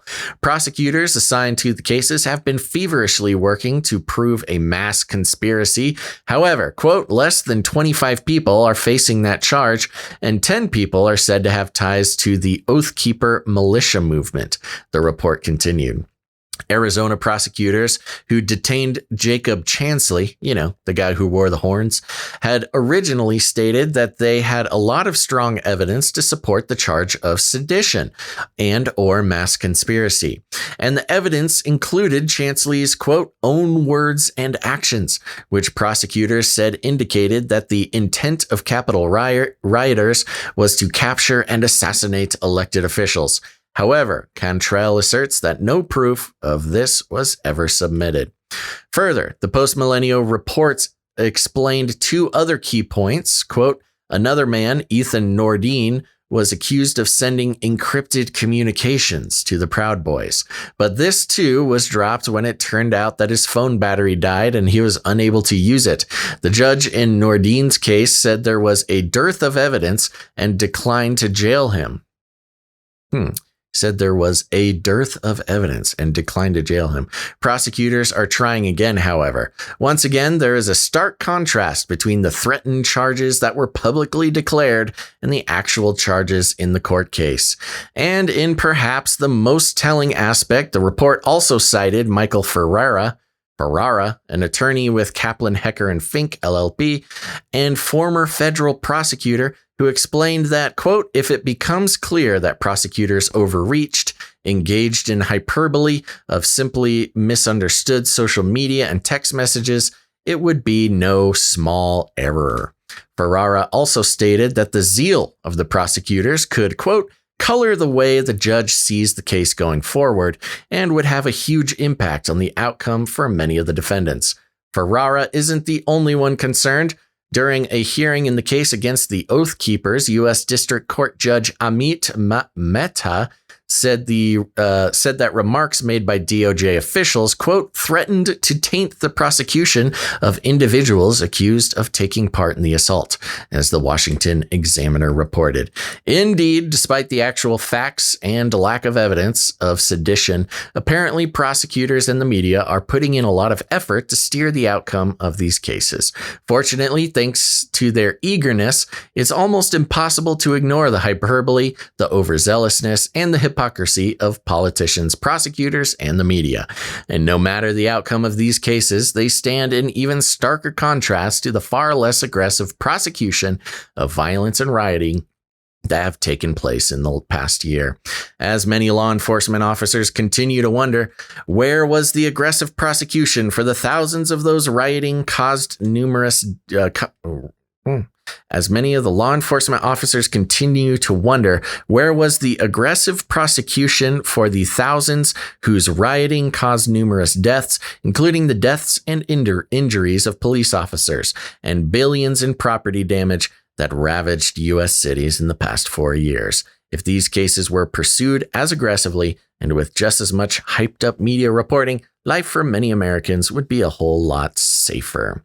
So there you go, lawofficer.com. Obviously a conservative leaning outlet there. They've got some views on the past year. But Gons, are you surprised? Nope. Not really. Nope. Nope.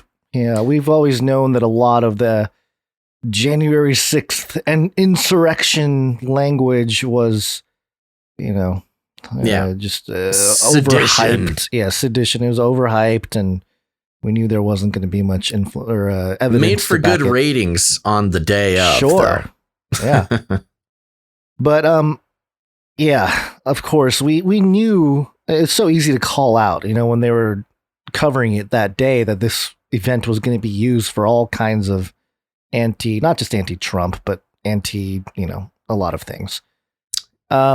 Conservative. Yeah. And, what's interesting too is, depending on how this stuff plays out in court, even though there's not much evidence, I think there is kind of an issue or concern with the justice system in general. It's kind of always been a debate in the U.S.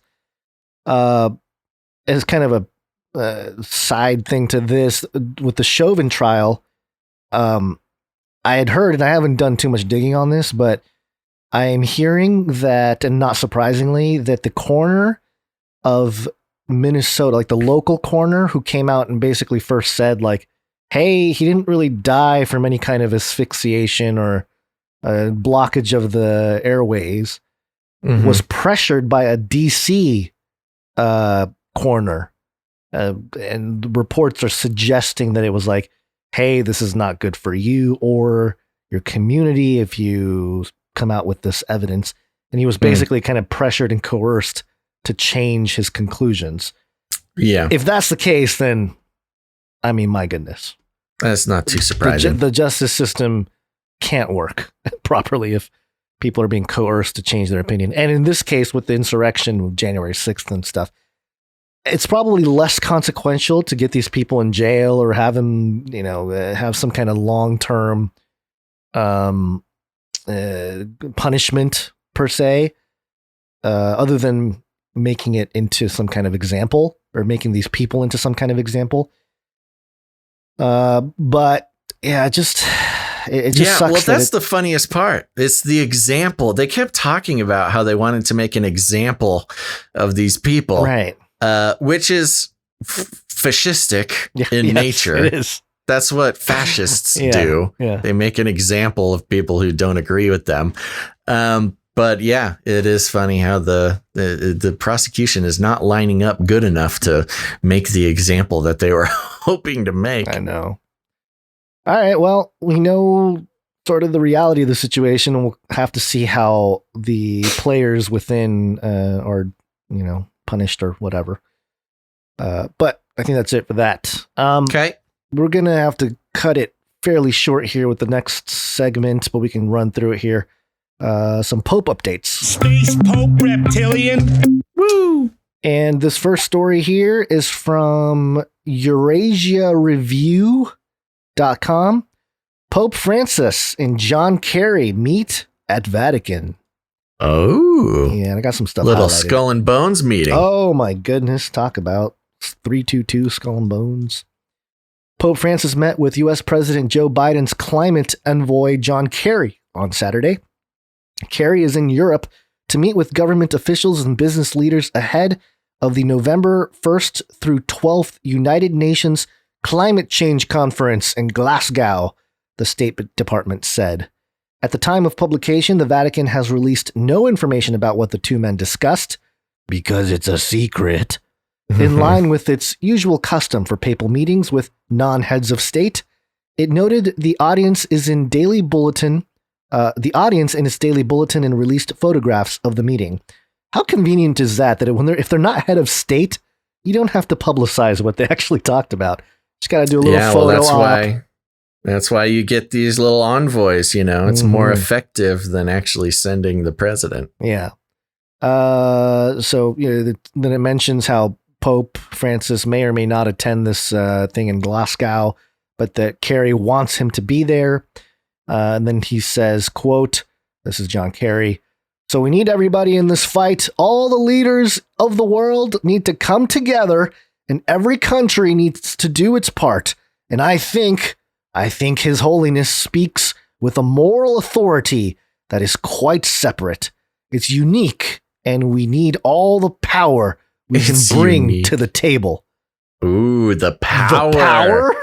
Oh, man. Oh, wow. Just lay it out there, Kerry. Ahead of his meeting with the Pope, Kerry delivered a keynote speech at the Dreaming of a Better Restart conference, a closed-door meeting in Vatican City on May 14th.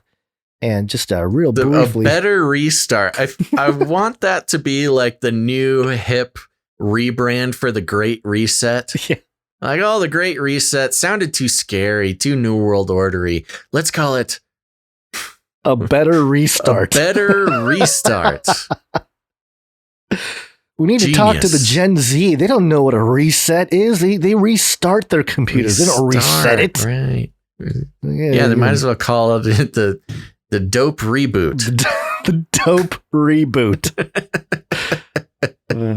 Come on, give me a call, Davos. Get me in there. They need our consultancy to come up with these names here. A dope Let reboot. Let me rebrand your thing. The dope reboot. I'll have the Gen Zs all begging for the New World Order.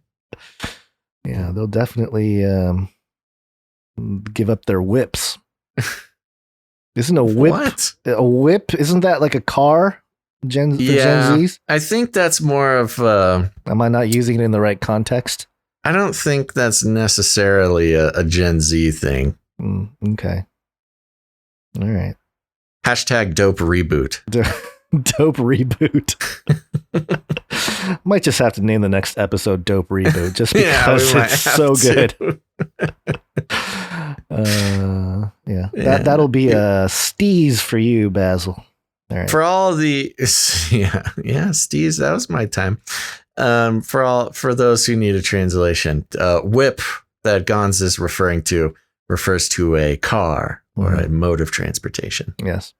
Just real quick, this meeting that took place, hashtag Unite to Prevent Vatican Conference 2021. You had Pope Francis there and other important people here. And I went through the list of hosts and speakers and some notable people at the conference that took place last weekend. Stephen Bancel, Chief Executive Officer of Moderna. Oh, perfect. Yeah. He's the guy he's the guy that's not, he's just like a fundraising guy, not a scientist, but he's the head of Moderna. And he's the guy that made Moderna into a more than $1 billion company. What do they call it? A unicorn? Yes. The businessman. Yeah, he's the businessman. Not the scientist, not a doctor, a businessman. And realize Moderna had not released a single product until the COVID-19 vaccine. And they had been in existence for like 10 years. So just, to note. Other people to mention here that was at the event, Deepak Chopra. It's the new age. The new age. Wow, what an incredible lineup. Chelsea Clinton. Oh my gosh. Francis Collins. Of course he's there. He's a Vatican science that's board expected. There. Cindy Crawford. Huh. Supermodel. Okay, well, every crew needs a wild card. They need, well, I don't know how old Cindy Crawford is now, but they need they need somebody that can draw the eyeballs. Enough, yeah. Ray Dalio. I'm not sure who that is. Oh, he's a financial guy. He's Bridgewater Associates. He wrote about the New World Order, how we're entering a new economic order and stuff like that. Oh, yeah, okay. And of course, Dr. Anthony Fauci. That's not a surprise. Yeah. And it's like the Power Rangers of New World Order medical technocracy. And there's a lot of people. This is a huge list. I want to know who HRH Princess Dina Meyerd is. Is this their first name, Princess, or is she like a princess of a country? I have no idea. Anyway, this was a who's who of the global elite technocracy scientific establishment. Medical, especially. Yeah, medical technocracy. Yeah. Back to the article here. The U.S. Treasury Janet Yellen and Raj Shah, president of the Rockefeller Foundation, both spoke at the Vatican event via video link. Then it mentions a couple other people. HRH is Her Royal Highness, by the way. Ah, there you go. So she is royalty. Yeah. Kristalina Georgieva, the managing director of the IMF, and Felix Tshisekedi, head of the African Union, were also featured speakers. Kerry told the Vatican News that the Pope could exert an influence far beyond what most other leaders. He said that, quote, because he is above politics and outside of the hurly-burly day-to-day national conflict. Above politics. Oh, that's great. What's hurly-burly? Is that a phrase you get from Yale? It's a phrase they use right after a ridiculous thing like the Pope is outside of politics. Above politics and outside of the... Just to distract you from thinking about that for a second. Yeah. For 1 second. If they can distract you for a moment, then you don't question the phrase, the Pope is outside of politics. He's above politics, not outside. Yeah, sure. He's above politics and he's outside of the hurly-burly of day-to-day national conflict. I think he can sort of, listen to this, I think he can sort of shake people a little bit and bring them to the table with a better sense of our common obligation. Okay. Listening to our show, he's rattling cages. Yeah, you put a guy in white robes and he can get away with a lot. Quote, and I think the Vatican may be a small entity. What?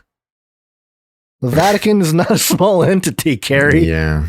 But the flock is enormous on a global basis, and His Holiness, capital H's, Pope Francis has the ability to help galvanize action from countries. He has the ability to be able to affect citizens in many different countries all at the same time and have them call on their governments to be responsible to do what we need to preserve the planet. So I think that the world has a special respect for Pope Francis, and there's no question that he has already been a significant leader in this endeavor. And we look forward and we look to him for further guidance and help in getting this job done. Sounds like John Kerry just learned what the Pope is. It's like he just read a 1-page breakdown. He's like, whoa, the Pope is powerful. I heard the guy's name so many times, I had no idea.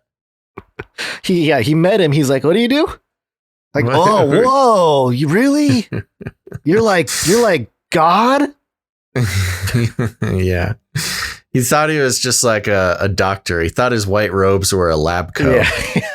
You didn't get the memo. That's a weird scientist uniform. Yeah. Oh, you're not you're a what?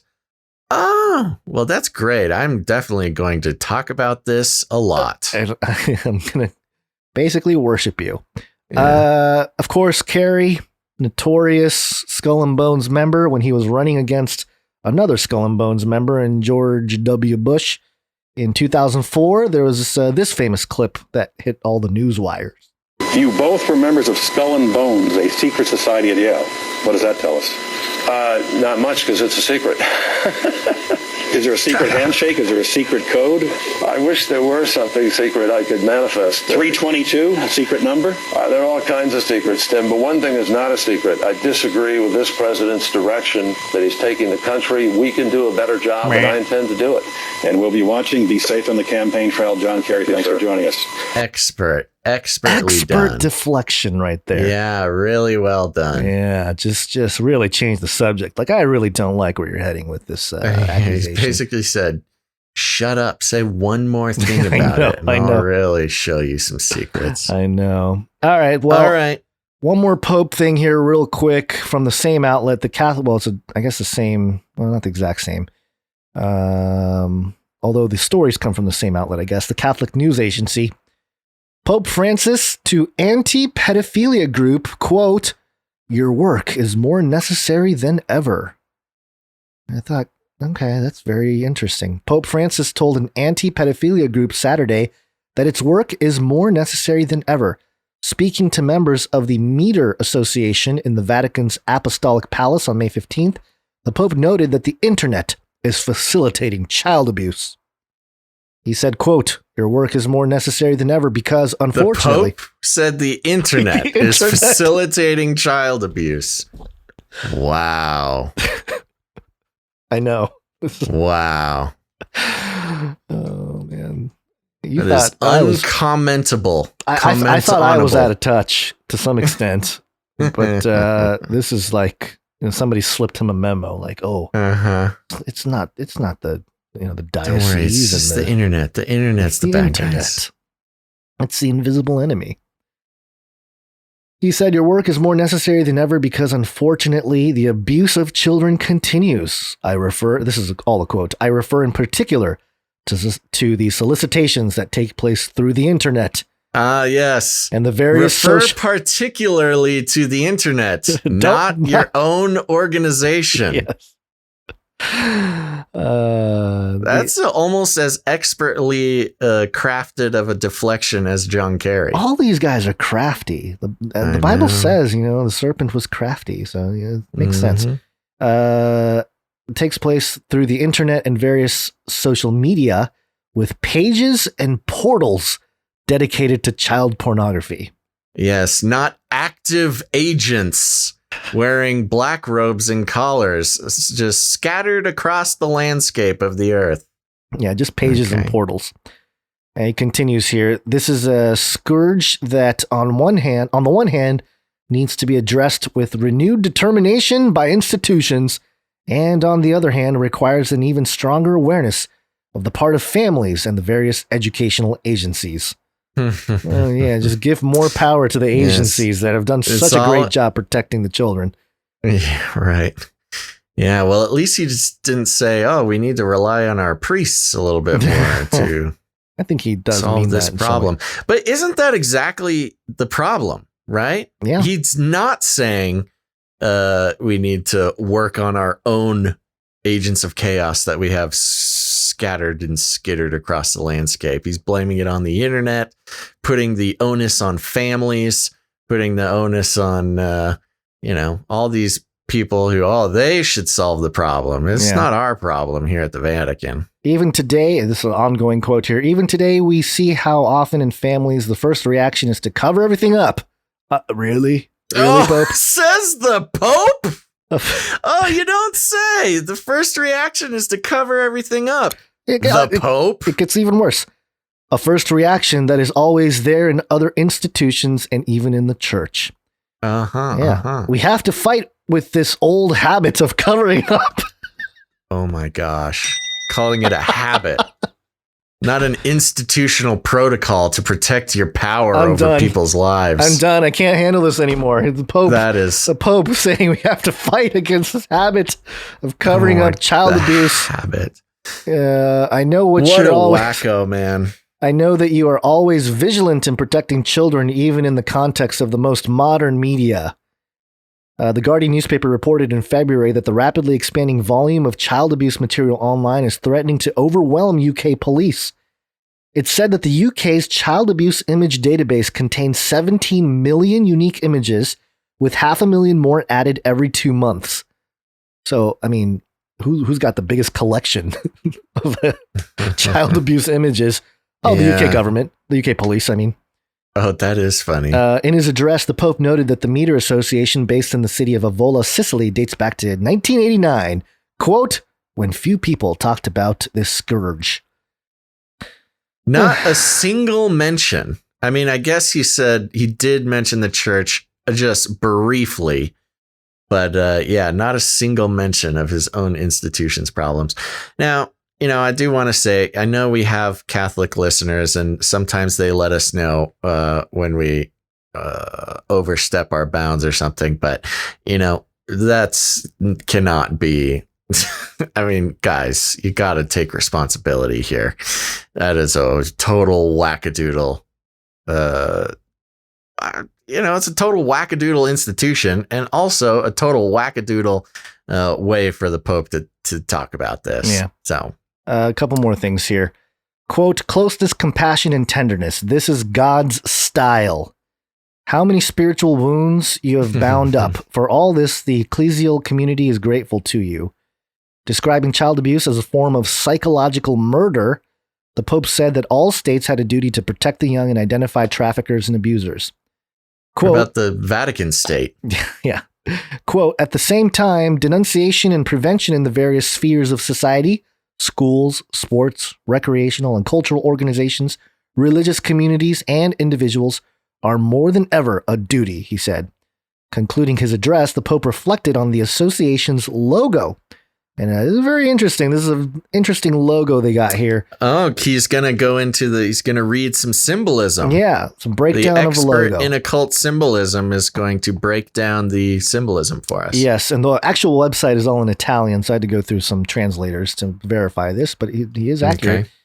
Okay. It says, he says, in concluding his address, the Pope reflected on the association's logo, which features a large letter M drawn by children, evoking the idea of a womb. Now, what? I don't know what that means. How does M evoke? Maybe this is just the Pope. The guy is celibate. Maybe he doesn't know what a womb is. No, but I did the translation here, and on the actual website, it says, it is made up of a large M designed by children that recalls the meaning of womb, welcome, protection, and the embrace of those who love little ones, which sounds like the most pedo-sounding thing. I'm sure it's lost in translation. Yeah. It just came off wrong, you know? That's not great. Inside the M, there are 12 stars symbolizing the crown of the Virgin Mary, Mother of Jesus and Mother of all children. In the center stands out a stylized child and the globe representing humanity, which must be ever more welcoming and on the side of children. The logo is not just a mere identification of the association, but recalls high spiritual and civil values. Kind of interesting. That's on the website. And the Pope basically summarizes that in his own way. You want to pull up that logo? Yeah, I've had it on the screen here on the top. I'm looking at it. It's small. I can't. Is that red one? No, it's the top left here it's like a yellowy M. Oh, there it is. Okay. Yeah. Oh, okay. I can. Okay. Okay. All right. Not a great logo. No, as far it's as a horrible logo. You know, that's kind of an interesting thing with logos. Of course, logos, they hearken to the sort of sigil magic, and that's why not why, but it's an aspect of their value in a corporate world that depends on mass amounts of magic and advertising in order to build an institution like that. But there's logos that are logos, and then there are logos that are collections of symbolism. Right.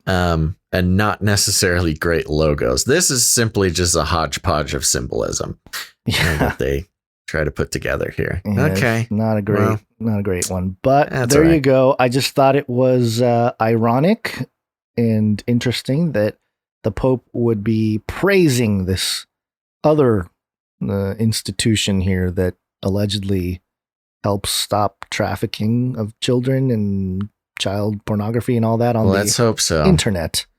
And again, we don't know anything about this organization, so it's kind of like those dang video games making kids be violent.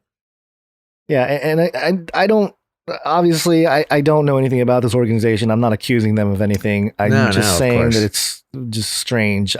If I was the public and the Pope praised this organization, they would not be the people to call if I had concerns about somebody locally or something like that. Yeah, right. It's not necessarily the most, it certainly has some value as an endorsement, but yeah, if you're the leader of that organization being praised by the Catholic Church. Yeah. I don't know how exciting that is for them. It's like, well, all right, thanks, but I'd rather we'd rather not be associated if at all possible.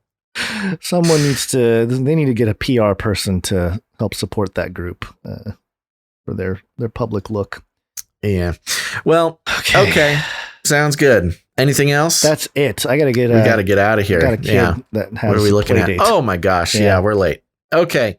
Well, thanks everybody for tuning in to this episode of Canary Cry News Talk. Here's the thing. Before you go, especially if you're on YouTube over there, go ahead, hit the like button, hit subscribe, and turn on notifications. Like, subscribe, bell button, all. Like, subscribe, bell button, all. was looking over there. The like button has not had that much attention today, so help us out, would you? And remember, we will be back on Wednesday. That'll be May 19th. May 19th on Wednesday. Be here, folks. And remember, we're going to need some help producing that episode. So maybe you've been sitting back, not participating in the value for value model. We get it. That's okay. It might take a little bit of time or convincing to make sure that you really get value out of what we do. But consider, have you gotten any value out of what we do, no matter how much you've been listening? And if you have, maybe it's time. Are you ready? Are you ready to break away from the mind control of the advertising industry, which is trying to convince Gons and I that you guys are just simply economic units that we can bundle up and sell for our own personal gain? And if you want to help prove them wrong, and also help us keep making the show, please consider becoming a producer. Remember, you can become a producer in any amount you'd like. No amount is too small. You can go ahead and do that by heading over to patreon.com/ccnt, or you can have a lot of fun by heading over to Canary Cry Radio at canarycryradio.com/support. canarycryradio.com/support. That's right. And thank you to all of our producers of episode 338 of Canary Cry News Talk. That includes producers Martins, producer Steve, and Isobel.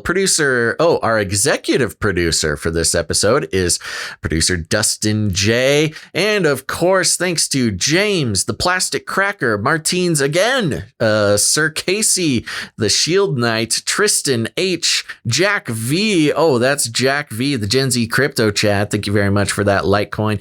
And of course, to all of our artists and jingle makers. And of course, thanks to Christine for our timestamps for last episode as well. Keep it coming, folks. And remember, you can support the show with your time, talent, and treasure. If treasure is not in the cards for you, we understand. That's okay. Times can be tough. We know when the Lord blesses you, you can come around and help your old buddies out. But for those who help out with their time and their treasure, remember, if you're an artist, a creative person of any kind, you can send your work. Make sure, make something for the show, inspired by the show, for the show. We're very impressed with all the past work of our artists, but let's keep it show specific. And you can send that all to canarycryradio@gmail.com if you like it easy, or canarycryradio@protonmail.com if you like to keep it secret. Go ahead and do that. And remember, you can also help out the show by leaving ratings and reviews. That's right. Ratings and reviews on Apple Podcasts. If you need an easy way to get there, just search on whatever search platform you use. Just search Apple Podcasts, Canary Cry News Talk. Leave a rating and a review. It's easy, it's fast, and it really helps out the show because the more of those ratings and reviews that come in, I'll say, especially on a weekly basis, like, if we get 5-10 reviews in a week, those algorithms kick into high gear, folks, and it goes and it shares the show with people. It's one of the easiest ways to help rattle some people's cages. So go ahead, search out Apple Podcasts, Canary Cry News Talk, and leave a rating and a review. Plus, we'll be reading them on the air on Friday. So it's a fun way to get me to read funny words.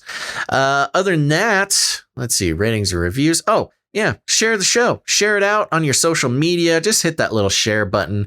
You can share this episode, different episode, whatever you want to do. It all helps. You might think, oh, I only have 5 followers. I don't want to do that. No. That helps. Do it. Your 5 followers need to know about the show. But social media, we get it. That's not the only way to do it. By the way, go ahead and join canarycry.community.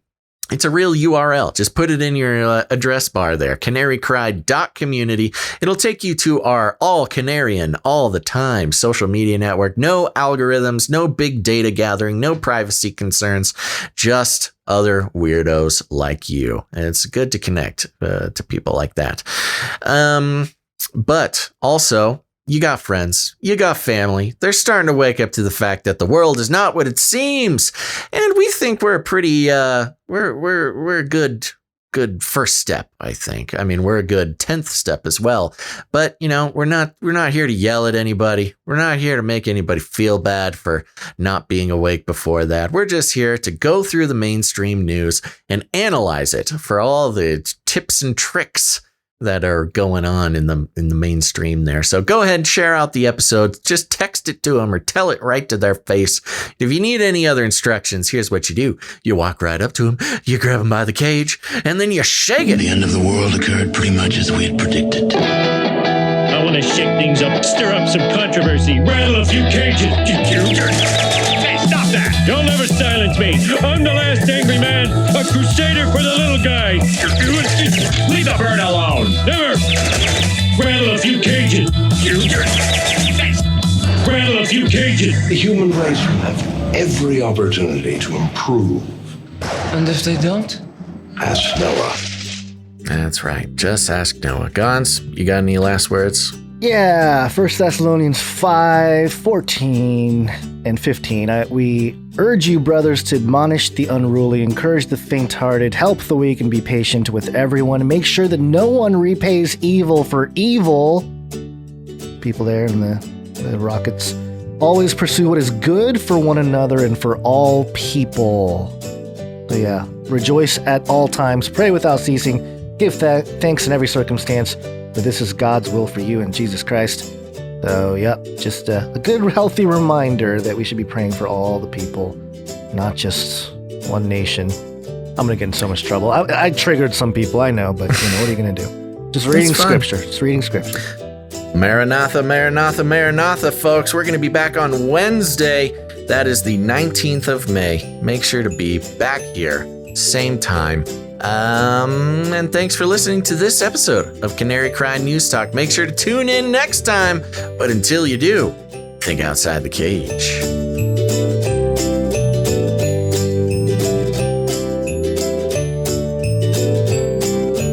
Come on, man. Boy, it's really a productive segment, man.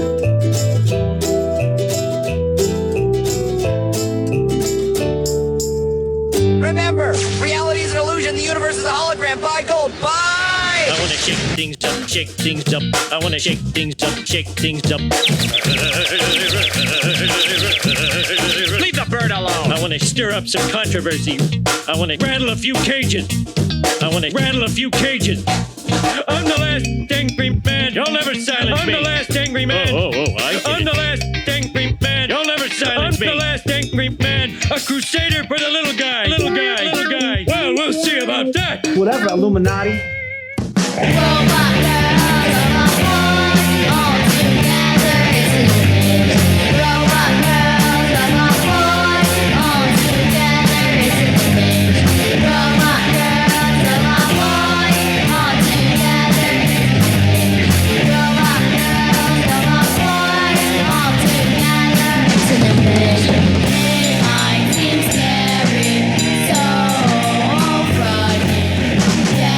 ready for it.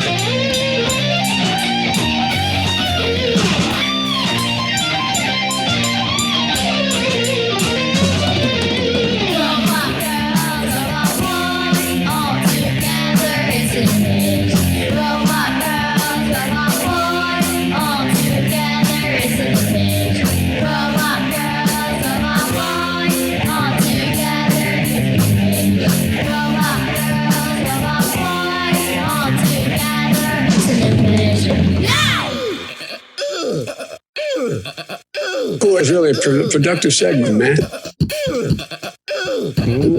Vaccinations.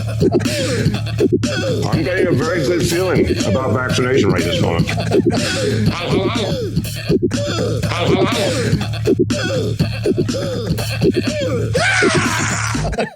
Fun fact, I believe it was another fun fact. Fun fact. Another fun fact. Brings me back to my Screamo days.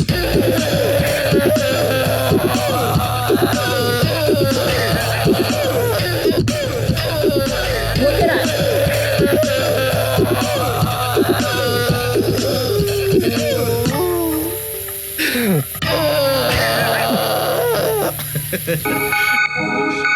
In the future, humans will be confined in a people's zoo.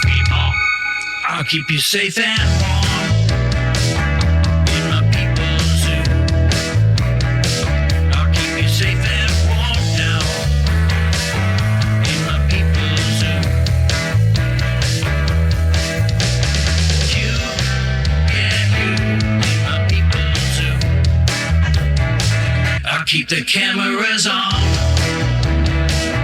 in my people's zoo. Congratulations, you are being rescued. Please do not resist. Science is truth. You in my people's zoo. You can't handle the truth.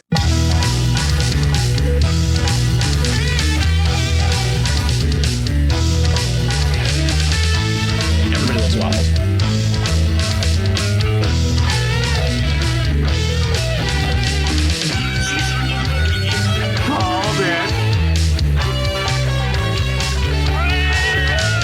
Demonic power!